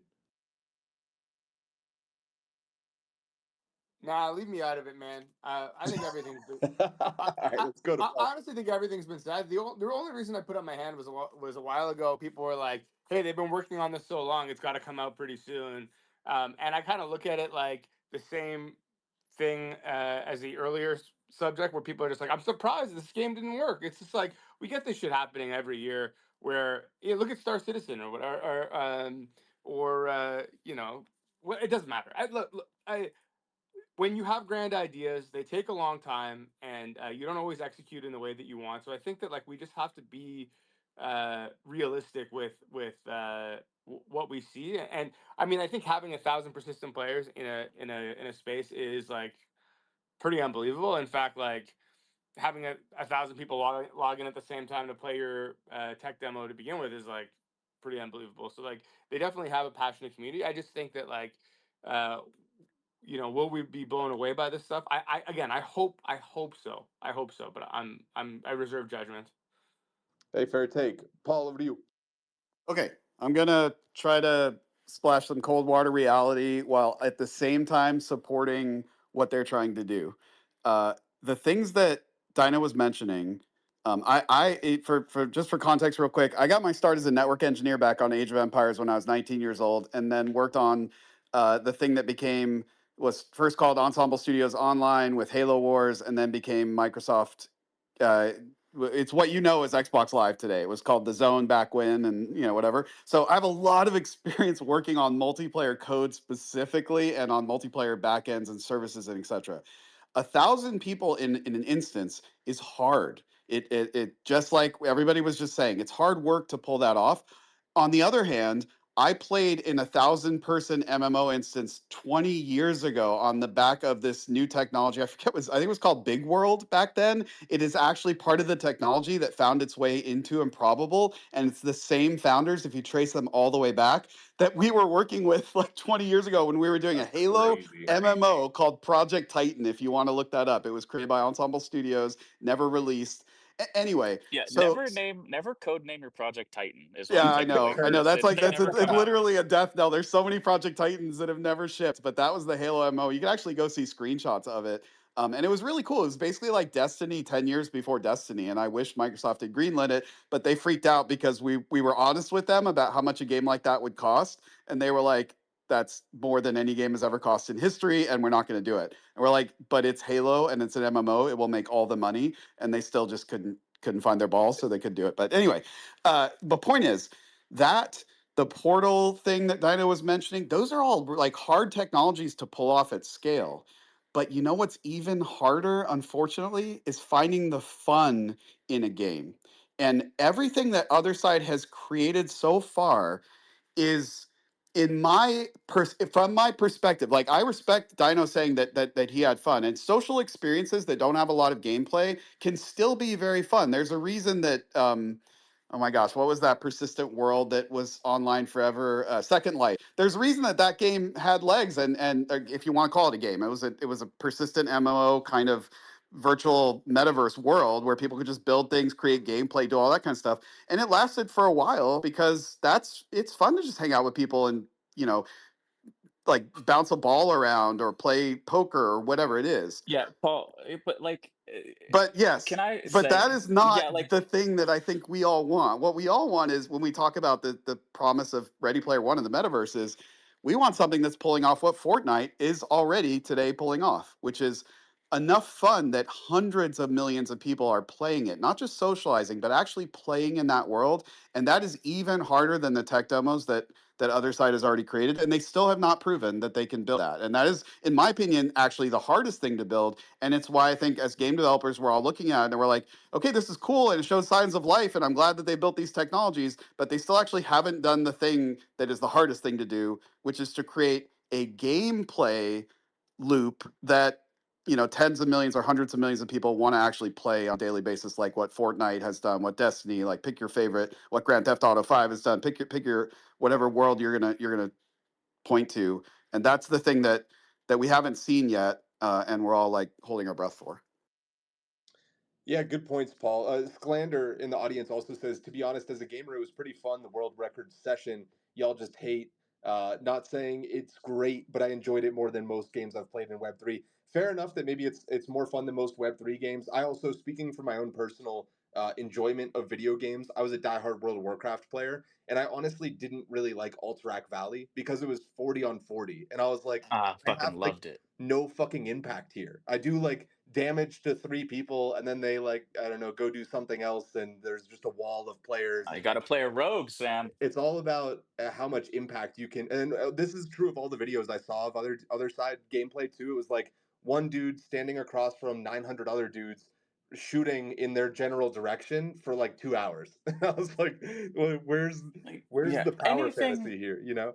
yeah, anything is fun with your friends. Sam, you and I can go get a soccer ball and go sit in your backyard and kick it to the goats and have a fucking blast if we have a couple beers with us. You know what I mean? Anything is fun with your friends. Do you really have goats, by the way? Did you buy those, or are they By the way, free? what Fortnite, we don't talk about this a lot, but one of the reasons that Fortnite is Fortnite and it pulled off what it did is that when you are able to pull off 100 people in a world all actually having fun independently and together, the potential of that is massive. But having worked on products like that personally that tried to make 100 people be fun, or certainly like 1,000 people, it's really, really hard. It's why so many MMOs fail, is that the technology of getting 1,000 people in there, like that's hard enough, but making gameplay fun when there's 100 people or 1,000 people interacting is just like something that only a few developers in the world have ever been able to pull off. That's a Yeah, but this idea of like just shooting it in a general direction for 2 hours, you just described one of the longest standing shooter franchises ever. It's called Battlefield. All you do is sit on a rock and shoot at other people in no, their no, no, general that's direction. not true, dude. There's so many tiny little buildings where small skirmishes happen. There's a ton of sniper classes. There's a ton of vehicles. It's a Yeah, it's totally all that gameplay, and that Well, shit that's is so exactly the hard to same on the get other right. side. That's exactly the same on the other side, guys. I played the other side and I had tremendous fun, right? Maybe I was at the top. It was because I was at the top of the leaderboards, right? I was like always there at the #1 spot. But if you watch my gameplay, it was tremendously fun. I wasn't just shooting in one general direction, right? I was over there on the Discord chat. I had a bunch of my friends. I was like, all right, guys, we're gonna do a plan. We're gonna climb this mountain. We're gonna freaking fly on top of everybody undetected. We're gonna land on this point, and then we're gonna take this capture point, and we're gonna like hold it down. All right, guys, break on 3, and we all did it, right? And we were like talking and communicating in the game too, right? Because you run into people that you know, right? Like I might run into like Sam over here and be like, yo, Sam, follow me, man, follow me, we're going this way, and you start talking, you start engaging with people who you only know from Twitter Spaces, right? Like that you don't know in real life, and you start being like, oh, look, I just found this guy in the game, here, join us. And that I think that was tremendously fun. And that's Man, just I love hearing one that, game Dino, on the because other side. that's what ultimately works. And maybe Otherside hasn't gotten there yet and convinced enough people yet. But when they have players who are playing it like you're talking about, play testing it, giving them that feedback, that means they're on the path to potentially getting to a place where they have a game that's as fun as Battlefield or as fun as Fortnite, if we want to dream really, really big. Like that's what it takes. You just have to run those play tests. You have to find those acts that people want to engage in, but they do have to have that core loop that is so much fun that like 100 million people like this is the key thing. The point I want to make, sorry to keep interrupting, but there's two schools of thought when it comes to building metaverses like this. There's this like sandbox school of thought, which is kind of the Second Life thing, which is just like we make an open world and like players find their fun. And it's been shown many times as developers have tried to do that has like a cap on how many players that's going to appeal to. There's definitely a set of people who want to do that, who want a sandbox that they can just get their guild together in and they can like invent a game and they're going to go play it together and they're going to make their own fun. But the games that have a more concrete framework, like Battlefield, like Fortnite, those are all, or like World of Warcraft is another great example. They have this RPG framework. They have this overall like rule set that everybody's playing by, and they're not having to find their own fun because the game is providing that framework for them. Those games end up being way more popular, and so I think it sounds like Other Side is kind of in that discovery process and trying to figure out if they're going to be a sandbox or if they're going to be more of like like a classic MMO, like a World of Warcraft or a Fortnite or something like that. Where and I'm curious what you think is because you're closer to it, Dino. Like, where do you think they're heading eventually? I think it's a little bit of both. When I look at the other side, I think of it as like Roblox or like Final Fantasy 14 or like World of Warcraft. but it's different from the other metaverses we've seen, like the sandbox, for instance, right? Where you go in there, you make your own experiences, right? Yuga is not just leaving the players on their own, be like, all right, you guys are on your own. We built the metaverse for you. Now go build the experiences. They're saying you guys can build your experiences. We're giving you the Ds and everything. Go build your own games too. But while you guys are doing that, we're also building the lore here. We're building a story, and we are going to have cool events for you guys to do, like while you guys are doing your own thing. So if the 1000 versus 1000 is not your thing, right? If you don't actually enjoy playing that, I had a lot of fun. I hope we do that all the time, right? I hope it's like Planet Doom on Ready Player One, where we have one world dedicated to just those 1000 versus 1000 battles, and we collect artifacts and stuff. Like, I think that would be tremendously fun. You can all, but instead, other than that, right, you can still have like other people, right, building their own thing. And that's just one aspect of the game, right? The 1000 versus 1000 is just one aspect of the metaverse. The metaverse that you guys building is not a game. It's gamified, right? You can do game stuff, but that's not just where all the enjoyment is. I have fun even without the game aspect, just hanging around, socializing at the clubhouse, running around, seeing all these really cool details, because Yuga put so much time and effort into like these little just little things around the map, like, that are so cool to look at. So, and they have so many different worlds that you can explore, right? We haven't even seen the Nexus yet. Apparently it's massive, and there's coda only areas, right? So you have to own a coda to explore different parts of the map. You have to have a bored ape so you can enter the swamp clubhouse, right? There's all these really cool things that you can just explore and enjoy on the metaverse. So I'm just super looking forward to see what people create, what Yuga creates, and hopefully the challenge obviously is going to be bringing a ton of people to the other side. And I hope to see, tens of thousands, hundreds of thousands of people on the other side. And I mean, obviously, I used to have fun on Final Fantasy 14, just going in there and socializing with people. I never even used to play the game, right? I never played the game. And there was thousands of other people who were like me, who would just go in. We would log in to like Lemz to the town, right? And we would just have our own social spots. Some people would be at this bench, some people would be like under this tree, and every day that was their life. It was just go in there and socialize. I want that to be in the other side as well, right? And it's going to be, it will be. All right, guys, we are fast approaching oversaturation of this topic. What I'm going to do is I'm going to do the middle of the show ad reads that I'm 30 minutes late on, and you guys can give me a thumbs up if you want to keep talking about this, because I see a bunch of hands.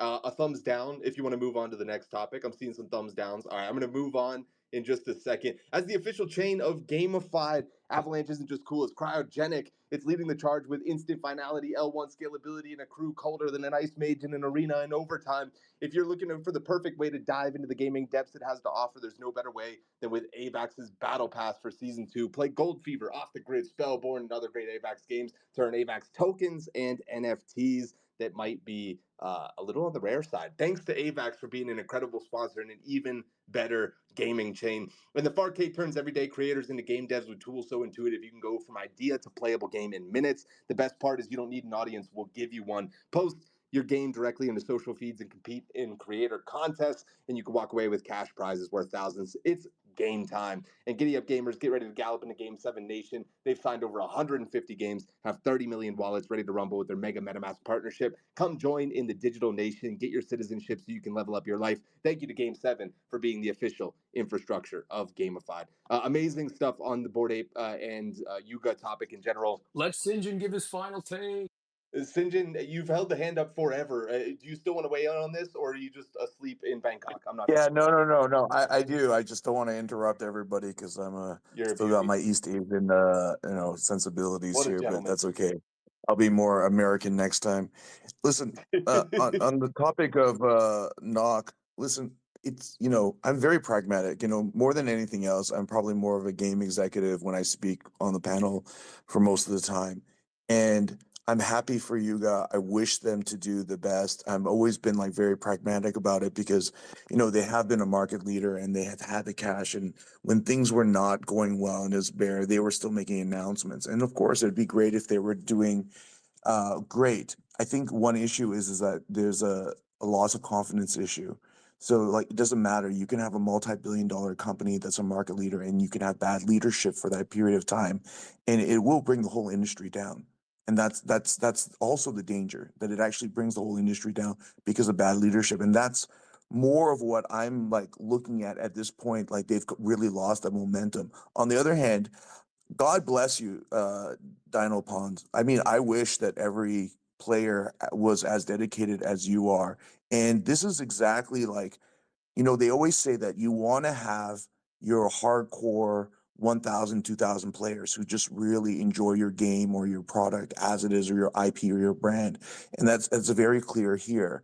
And it kind of harkens back to what Sam was saying about like the culture, right? Because from what I'm hearing with Dinopawnz, what really is enjoyable is that, it's a way for them to interact, not through their PFPs or like forums, but now they get something more for them, right? And so I think if they lean into that more, I think it will be fantastic for Bored Apes and the Mutant Apes and the dogs and all that other stuff.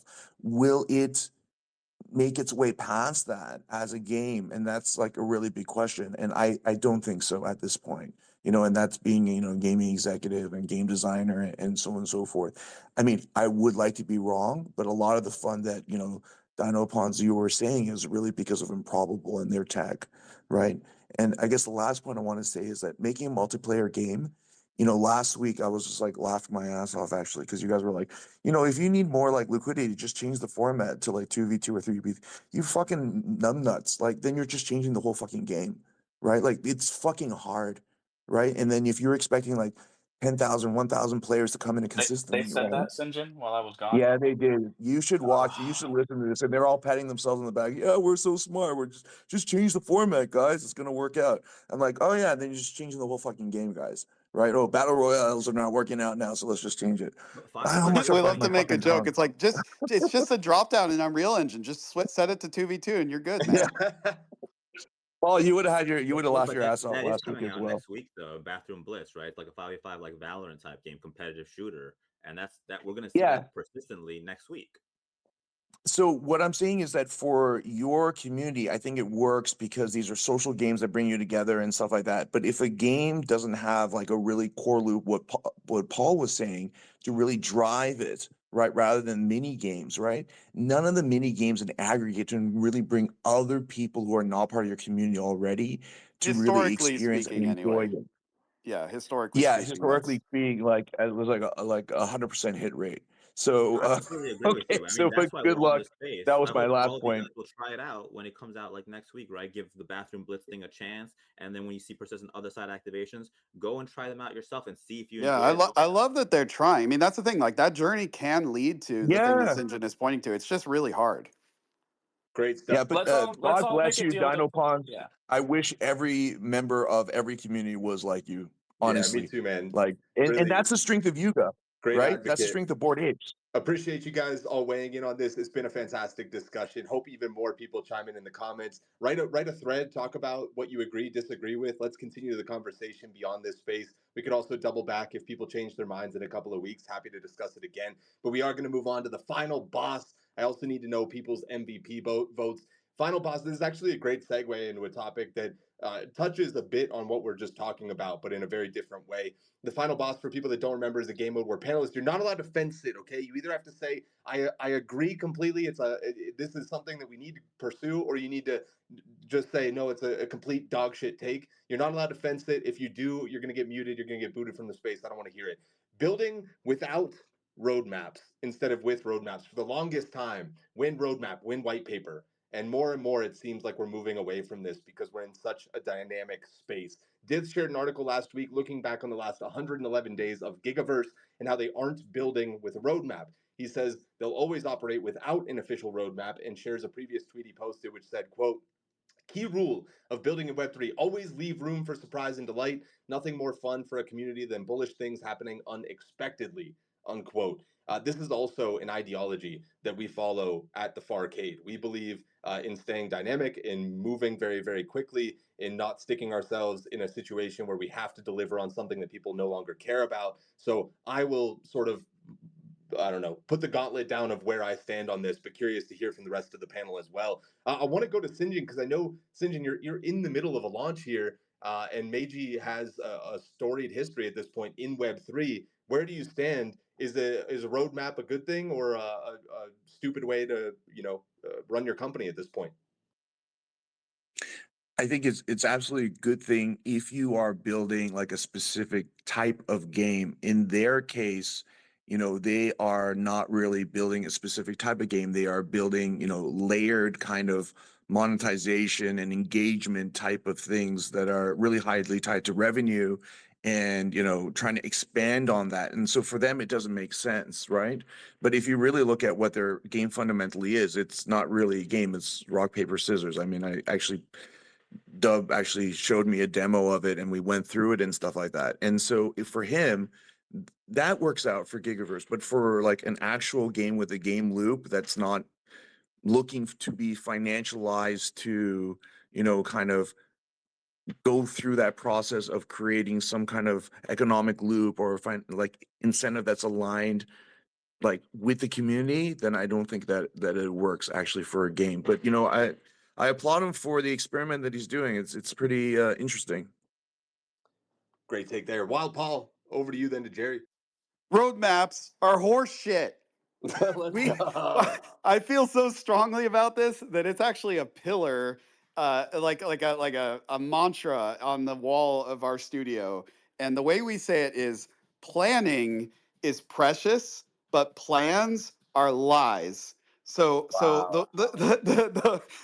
way that we operate is that the process of getting together with a team and planning out what you think you might do is super, super valuable because it forces everyone to have the discussion about what they think the future is going to hold, and that uncovers and illuminates where people are on the same page, where they don't agree, where they think about things in different ways or in the same way or whatever. So like that as a thing that a team needs to do, planning is absolutely required. But the moment you're done with that process, literally take the plans you created and feed them to the shredder and never look at them again because like literally the next week those plans will be a lie, and the further out you get from that planning session, the more that plan turns into the worst lie ever and actually like just causes confusion and misalignment, because the process of building software and certainly building entertainment is a process of surprise and delight. It is a process of discovery, and plans only confuse us when we're trying to go through that process. But planning is still crucial. And so I think roadmaps are horseshit because they're basically a team taking a plan and making it public. And so that's even a worse version than lying to yourself. Now you're lying to everyone else too. And I just don't think it's appropriate for the kind of work that we do. There's a comment from Solomon, aka Zen Fisherman, in the comments. He says, building without a roadmap just doesn't make sense. Just because most Web3 studios gave roadmaps a bad look, I don't know how you can build without one. Maybe the nuance here is public versus internal, kind of knowing which direction you're following as your North Star. I want to go to Jerry, and then we're tagging in Kohji, who I know has added plenty to his roadmap with all 4 projects that Parallel has. Jerry, over to you first. Yeah, I love how I'm the biggest Diff fan in the world, but I love how he laid out this thing and said roadmaps are bullshit while also kind of laying out a roadmap. I thought it was hilarious, but I agree with his take in that. But I want to put a caveat on this, and it's like get, roadmaps for games are horseshit, and for every reason that Paul said. I think what happens in Web3 is like you put out a roadmap and then like people in your community might not even like it will make sense for the project to pivot, but they'll be like, but this is on the roadmap and now you're 6 months late on it. And it's like, it doesn't fucking matter anymore. Wwho cares Yeah, that it's because if on you're there? That's ultimately doing the thing that's best for the project, isn't that what they want versus sticking to whatever that exactly. roadmap said? Exactly, but people in communities just want to be mad in crypto, especially when prices are down, which like all NFT projects are pretty much down right now. They just want to be angry and they just want to take it out. We've seen this time and time and time again in every single community. So you're kind of making this promise that you have to stick to, even if you know it's not the best thing for you. Right now, what Diff has done very well, and what like you guys do really well, Arcade, and there's a million people that do this well, is like the community has trust in the team that's building, so they don't need a roadmap. They just say like, "Here's the plan. Here's the goal. We're gonna get there, and we might take some curves along the way, but we're gonna get there." Parallel does this, right? But people believe in what those teams are doing, and so I think roadmaps, if anything, to me, have just proven to become this thing that bogs you down and slows you down, and you have to commit to, even if you know it's not the best thing for you. Now, on the flip side of that, this is a gaming show, so I give that with a gaming take. This is not a fence sitting position. I think if you're like a culture project or like a clothing or fucking you're making energy drinks or something, you have to have a fucking roadmap, dude. Like you got to give people something tangible to stick to. So like I think for games they're absolute bullshit, but I think roadmaps have their place. And if you're like a more kind of mass consumer type project that's trying to build, I think you have to have a roadmap. And if you don't, then like I just kind of think you're probably a liar. That's really interesting to hear because I think part of the toxicity with the over financialization of our industry has become, well, that was expected. That was on the roadmap. So of course, like the token didn't pump because you guys I want didn't to I want to plan. add one little piece of nuance to that, because I actually think that this is where roadmaps come from the perspective of tokenomics and DeFi and protocol. Like you have to, there has to be the token holders need to know when certain things are happening. There can't be a surprise that like a bunch of tokens are unlocking on this date or the protocol is getting upgraded on this date or whatever. Like those things affect financial value and therefore they must be communicated ahead of time. But I think the problem is because we inherit that legacy or that kind of necessary thing from the fact that we're working with blockchains or whatever else, then we apply that to like, well, that therefore we should be predicting everything that's going to be built and all the features and whatever. And that's where I think we go wrong. Yeah, great points there. Koji, I want to hear from you from the parallel perspective. What's your take? Is it bullshit to have a roadmap that's public that people are staring at, or is this something that's necessary? Also, I'm going to need your MVP vote because we are closing in towards the end of the show. Yeah. Okay. So roadmaps suck for sure. Um, you're asking a bunch of questions. I mean, whether or not it's necessary, I think that like when we first started with like a white paper and a dream, like it was necessary, right? It's just like, hey, here's the thing we're trying to build. Here's a rough timeline of when we're going to do it, and hold us accountable. Like if we execute, then be interested, right? And like that's all you could do back then. But I think that like generally speaking, roadmaps are kind of nonsense. As the space matures, you're going to see less and less of them for a couple reasons, right? Like under promise and over deliver should be the way that you work. And if you publish timelines, features, whatever, and then you don't get to them, you just give people fodder to be like, well, these guys are just fucking off or whatever. You're also going to see less of them because the people who make these projects, myself included, are ego fucking maniacs. And if we want to pivot, we're just going to be like, yeah, we're right. Like I mean, Paul probably knows this too. Like he's probably done about a million micro pivots in this project, and every Yeah, single time, exactly. yeah, and every single time he does it, he's like, "I'm 100% correct in doing this, and like no one's gonna tell me otherwise." Right? And so like I if know you're that they pay me. My job is to make that decision. So like, yeah, this may not be exactly. what I said I was going to do in the past, but ultimately with the information I now have, it's the thing that's going to create most value. So I have to make this decision. Boys, we got to do a DAO vote on whether or not Paul should be allowed to pivot before we can really enable him to. Sorry, Koji, go ahead. And if we're gonna publish that roadmap, like, I mean, then you're sort of held in account for some of the stuff that maybe you shouldn't be. Anyway, um, so yeah, I think that they're absolute nonsense, but like they had a time and place, and maybe hopefully as the space gets more mature, they will be gone. As far as MVP goes, um, I'm giving my MVP to Tony V for being the all-time fucking Chad of showing up for the intro, getting the intro, and then piecing the fuck out. Because that's the way to do it, man. He didn't argue about Yuga for like an hour and a half. So what a fucking G. Amazing. Dino also dropping that Garga from Yuga is teasing some info is going to be coming out probably at NFT NYC about Otherside. So maybe in a couple of weeks we can revisit it, see if there's Oh any. wow, NFT and I see 3 people will see the announcement. Yeah, excited to eat some crow on that one. I'm gonna go to Tatted next. Yeah, I'm gonna say screw roadmaps, and as a founder myself, I do agree with Koji in the sense that in the beginning, a roadmap is absolutely important because you have to start from somewhere and you have to have some kind of guided plan. But as every successful business in the entire world, I think, has learned, or every successful founder is. best laid plans generally go to shit. And so if you aren't able to pivot, I think it was Mark Cuban one time that said, pivoting is the biggest and most important thing that any founder of any company can be able to do. And he's right, because sometimes you think you have this grandiose idea that's going to turn out XYZ type of way, and in reality it turns out to be GLW, and that's not what you wanted. So you have to pivot to then make it work and continue the project on, or you find yourself, as so many projects that we've seen in the space, giving those Discord messages saying, "Hey, sorry guys, we tried, we ran out of money, and we're closing our doors." So I think roadmaps have their place in the beginning, but if that's all you're going on as you're running your business, and you're just stuck in this excuse me, very, very specific point forward, then I think you're always going to fail. A good, representation of that is virtuals.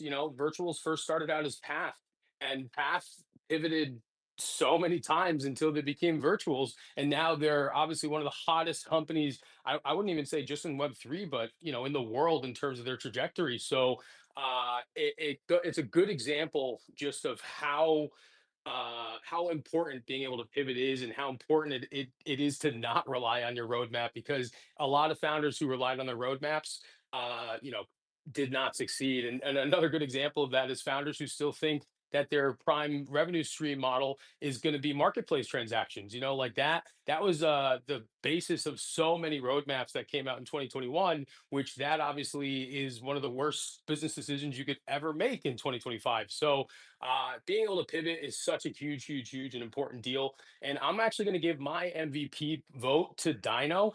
And I want to say everybody on this panel who's a founder who runs a project, including myself, wishes they have community members in their community, in their Discord, on their team like Dino. He came up here and gave the most impassioned plea to a bunch of sharks, and it was really, really, really great to see. Thank you so much for your contribution, Dino. I know it's not easy to get up here and talk in front of all these people, so absolutely my MVP for today.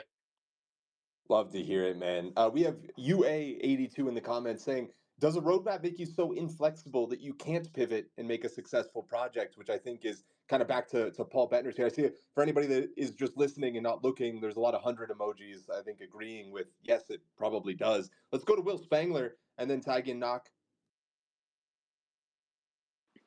The first question that comes to mind when like a roadmap's like useful, or like what's the purpose of them from a consumer perspective, because that's really the only purpose I can kind of speak to and I try to think, like, when was the last time you saw a roadmap for like a traditional game from like a relatively viable source? Never. You think the guys at From Software give a Show shit me what Grand you Theft Auto think? 6's roadmap or Elder Exactly. Scrolls 6's roadmap. Exactly. Have you heard of Mindseye? Precisely. And I think it's like nothing has made me hate gamers more than working in the games industry, because you really get to see exactly how all of the tendencies that they have work against their own enjoyment. And obviously consumers always right, yada yada yada, but when you look at it from a Web3 perspective, it gets even more kind of frustrating, because you have a lot of these people who are asking for roadmaps when they don't even really know what a successful game requires to be successful, because they're asking it for an NFT project that they bought 3 years ago, that it probably isn't going to go anywhere. And we don't see that as much now, but a lot of that is like, okay, yeah, they want to see that the developers are doing something. I mean, I think that like the whole idea is that this kind of like public building is supposed to have an element of trust to it. And we talk a lot about building in the open, but we also talk a lot about allowing game devs to be the artists that they are. And that's why I think we can do a little better as a community of not relentlessly asking for these things that we don't actually want, and just let people make good games. Obviously, I think a counterpoint to that would be, where do you see good uses of roadmaps? And that's in live projects. Like, I used to live for the Destiny roadmap, and every day meant something. It meant an item, it meant a raid, it meant something that I could actually expect, instead of expectations of expectations. announcements of announcements. That's the kind of stuff that really just drives consumer sentiment into the ground. It doesn't really benefit anyone anywhere. I think roadmaps are helpful when you actually give people something to look forward to for live projects that they're already engaging with. So yeah, that's the end of my TED talk. Do I have to do MVP as well? Yeah, slam it in there. Oh, okay. I'm gonna give MVP to God. It was a tough one today. Fuck it. I'll give it to Dino. You love a game, you come up here, you crushed it. I respect the shit out of that. But also, I want to highlight an honorable mention of my favorite moment of the show was when Sam tried to. Did anybody notice that he tried to qualify himself as a gamer and then just dropped 3 absolutely dog shit takes? That's peak. I love gamified. Wait, what were the takes? Yeah, what was it, Wills? What were you so against? Oh, I can look at Dune and think it's bad. I can play 1 hour of a 35-hour experience and know that it's bad. I don't know. I mean, I love you, Sam. If it's not interesting to look at and it's not fun to play for the first hour, good luck retaining people and onboarding them through user. I mean, it's like, okay, sure. All right, Gnoc, over to you, bud. It's Game of the Year candidate, Doom to you. Fuck, I'm so lost now. I don't even know what the fuck are we talking about here? What's going on? Dude got too into Who's your RuneScape. MVP? I think is all we're left with here. Oh, sure. MVP is Paul. What is the topic, Sam? I had something to say and I threw this Nah, side piece. dude, it's cool. Nah, it's all right. We Don't tell him. Don't tell him. Nah. Yeah, just give us MVP, dude. I don't want to hear you wax. We got 5 minutes left in the show. Don't pull it out of your ass for our sake. Just give me your MVP. It's Paul. All right, there we go. Dub, over to you. Yeah, first of all, Paul, you got my MVP. You slayed that final boss, but I'm gonna die on my own hill here because I want to. I dream of a world where you guys aren't fucking scared to draw at least somewhat of a roadmap and a directional whatever thing. You guys act like a road has to be fucking straight, and this is the way we're going. If we have to pivot, crash the damn car, pull over to a Wendy's, and like draw a left turn or whatever. Like, let's have some fun with this shit. Like, everything I'm hearing, even with Gigaverse and Diff, like everything he described, you can do that in a roadmap. Like, it doesn't mean you have to not have one. Let my degens have something to speculate on, please. And just please make a game so that I can roast the shit out of you. I can't wait. Please, even just a Farcade experience. I would just settle for like Dub's personal roadmap. Like, what's Dub going to be in 6 months and 12 months? Just put a roadmap out there. Fuck you guys. Paul, can you play the emotional damage sound effect? Because that's what Dub's going to have the second that. Oh man, says, I turned it off. That would be great. It's about how hard it is to recover to get everybody on the same page with the pivot, even though it's in their best interest. I think. Dog, I died at Shrapnel trying to get them to not do roadmaps. I get it, but there is a way, and it would be beautiful if someone could just fucking figure it out. I begged them not to do roadmaps, but I'm begging you guys, who I'm not financially interested in, to do roadmaps for my sake. Gnoc says he has a 32-second point, and I'm keen to hear it. Go for it, bud. So remember, the reason why you do roadmaps is because you're trying to sell a speculative, non-dilutive asset to a group of speculators that need something to believe in. If you don't want to build a roadmap, don't sell fucking NFTs, don't sell a token, open them up to equity, you cowards. Build a roadmap if you're launching non-dilutive assets, and if you're not, allow people to purchase equity in your company. See, this is where I agree, and I was scared to say that because that would be me equivocating, and then Sam was going to boot me off the panel, but like, that's correct. Like, as a Web3 game, you do have to provide some form of roadmap as it relates to things like token. But I just think we get all off base when we're like start adding game features to that roadmap and other things that are totally unpredictable. I also will own up and say Dune Awakening has extremely good reviews, but I will also say it looks fucking terrible and I have no interest in playing it. Lemz, over to you. First, I want to say, like, today I learned that Gnoc can be incredibly succinct when he feels the time crunch and needs to get everything in 30 seconds, because that was like, yeah, but I don't so want well to done. any other time, right? I like hearing my own voice. I think key thing here was like public roadmap versus private, right? Like you need a private North Star that the team all rallies behind. And I think a big thing is trust of the team, right? We've seen no roadmap projects that basically just soft rug and burn all the money because they're shitty founders. And, you know, we shouldn't give those shitty people money, but hey, that shit happens. And I think because Web3 is so public, and everyone's like an entitled crybaby if you give them a roadmap and then they go, wow, you're not doing the thing you said you were going to do, even if it's better. That's the big problem. To your point, Dub, Dith is the epitome of catering to the degens. Like he says, you just got to surprise people. And like, you think that he doesn't have an internal plan in his head of like where they want to go. Like the road to get there might be kind of windy, like you said, and they'll get there. Cause he even put a tweet out like the next day saying something like, hey, you know, there's always been no roadmap, but this was always the plan all along. So it's like, they obviously have plans internally, but they're not like just, you know, sharing them all on the timeline. So they don't have everyone just being a, you know, entitled crybaby whinge bag when it doesn't happen that way. That's my rant over. And MVP is Paul. It's been good to have you back, man. It's been great to have him back. Thank you. We've got. By the way, I'll just give my MVP real quick. I'm going to give it to Tatted. I generally try to pick an MVP that is the person that helped me reach new insight or taught me something the most. And it would have been Gnoc if Gnoc spoke more, but he was like fucked off for half the panel. But because he had some really great takes, he just didn't have enough of them. But Tatted takes it home for me. Dude, Paul's on fire today, dude. All right, we got Jerry and Sinjin still to give their MVP takes. Jerry, over to you. Yeah, it's not going to be Paul. I'm going to put him in purgatory for just ghosting the show for the last few months. He shall now be known as Purgatory Paul. Purgatory to me. Paul. I've always Yeah, called there him we that. go.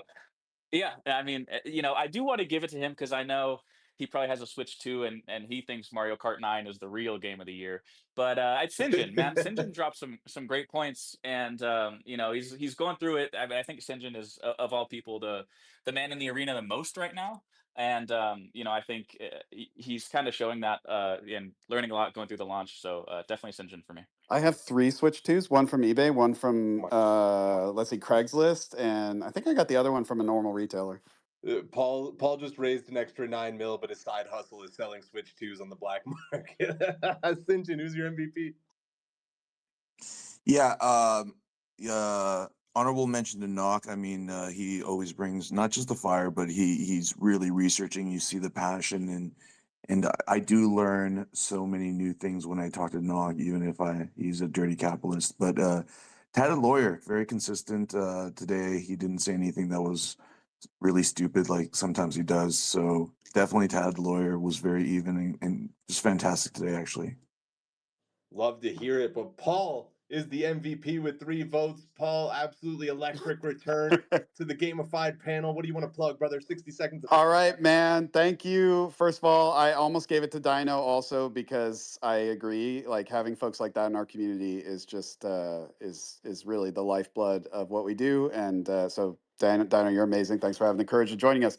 I'm gonna plug thousands because what's the Sinjin word? You wankers are not paying enough attention. We just raised. We have a $9 million raise. We're 6.5 complete with it, and we didn't want to wait any longer because we have another 60 days to fill out the rest of it. And but we have some big announcements happening tonight on a Thousands exhibition series that are related to this, and so we didn't want to wait any longer. Anyway, y'all need to start paying a little more attention to Thousands. I know it's on me to share more details about how it actually works, but we're getting to the point where we have, I think, finally confidently design something that is no longer like a typical Web3 thing where it's a solution in search of a problem, but it's actually a thing that is doing real, valuable work using a blockchain for the problems that we face as publishers and developers and the problems that our content creators face when they're trying to get paid for the incredible organic word of mouth that they're driving to our projects. There's this thing that happens in film, if you guys have spent any time in film or TV, where you could be somebody who was in a commercial or an extra on a film or something like that, and you get these checks in the mail for like the rest of your life because the way that film tracks attribution and is kind of set up in a better way than what happens with games and certainly what happens with like live streaming and these other things. Thousands is trying to be that check in the mail for creators. And I think we have really figured it out. We're going to be sharing more details about that over the coming weeks and months, and I'm hoping that people can see past, even though it's an amazing thing, Wildcard, which is also our big project, but also start to understand what we're trying to do with Thousands, which I am extremely excited about. So that was my plug. Thanks again for having me. I can't wait to be back in the future.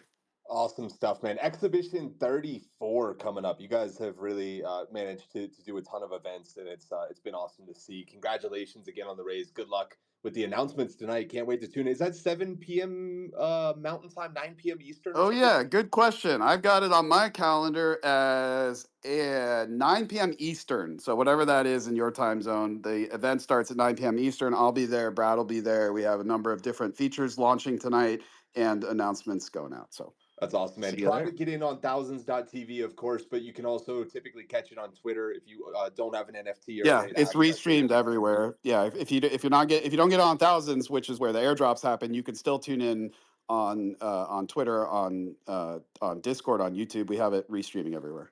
Amazing stuff. Good luck tonight, Paul. And guys, if you enjoyed today's discussion, I know I did personally. Luckily, I was here for the entire thing, so I don't need to go to a podcasting platform to catch it. But if you didn't catch the entire thing, or you want to send it to a friend, you want to leave us 5 stars, Spotify, Apple Podcasts, Google Podcasts, any podcast platform you can think of. We're even on some Web3 ones where you can mint this as an NFT. There's all kinds of different ways to engage with Gamified before, during, and after the show. It's like doing a side quest, but it helps us unlock way better gear, get some XP, help us beat the boss. The link is pinned up at the top of the space. Help your boys out if you enjoyed today's show. And of course, Avalanche is the chain where the frost fuels fire and gameplay meets glacier grade tech. Avalanche is the official chain of Gamified and your gateway to a frostbitten frontier of fun with a $100 million AI fund melting minds and alliances with legends like Gunzilla Games, T1 Esports, Solo Leveling. This snowball effect is happening with Next Gen Gaming. Solo Leveling, by the way, I just found out, thanks to Dexerto, the #1 streamed anime in the history of Crunchyroll. That's fucking insane. They have 2 seasons. The #1 streamed anime in the history of Crunchyroll, and they're signed to fucking Avalanche, by the way. That's crazy. Sorry for all the obscenity. It just blew my mind. Congratulations. Most change promise potential. Avalanche delivers payloads with battle passes with rewards, meeting reality, skill, time, sweat, climb, earn, unlock NFTs with AVAX tokens. Then meet me at the next summit for the after party. Gather around gamers and believers. It's time to grant yourself a future worth playing. If you've heard of skill trees, you know about Game 7, and they're growing a contribution forest. Someone is your protocol, isn't just a protocol, excuse me.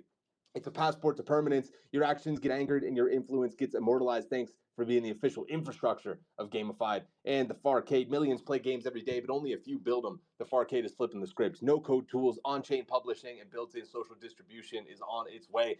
Come build mobile games in minutes and get real players and real feedback. It's game time, baby. Thank you to all of my amazing panelists. Of course, Wild Paul, Dinopawnz coming up and being damn near the MVP of the show. Jerry, of course, Sinjin with the MAYG launch en route. Appreciate you staying up till 5 in the morning, man. I still can't believe you're doing this all the time. Dub also joining us all the way from Bangkok. Incredible stuff. Nocco always making time in the midst of that busy Magic Eden schedule and being the most well-researched panelist in the history of all the shows I've ever done, period. Tatted Lawyer coming with some incredible, controversial takes, some interesting ways of looking at things that other people are not always willing to say on the show, which I value tremendously. Kohji with his patented dry humor, weird experiences, and hilarious outtakes while also dropping knowledge. I appreciate that too. And of course, the co-host with the co-most is my boy Lemz. It's been an awesome episode of Gamified. I feel energized after this one. Thank you guys for just making my day and damn near my week. I will see you back same time, same place, 4 p.m. Eastern every single Wednesday for another great episode. Thanks so much, guys.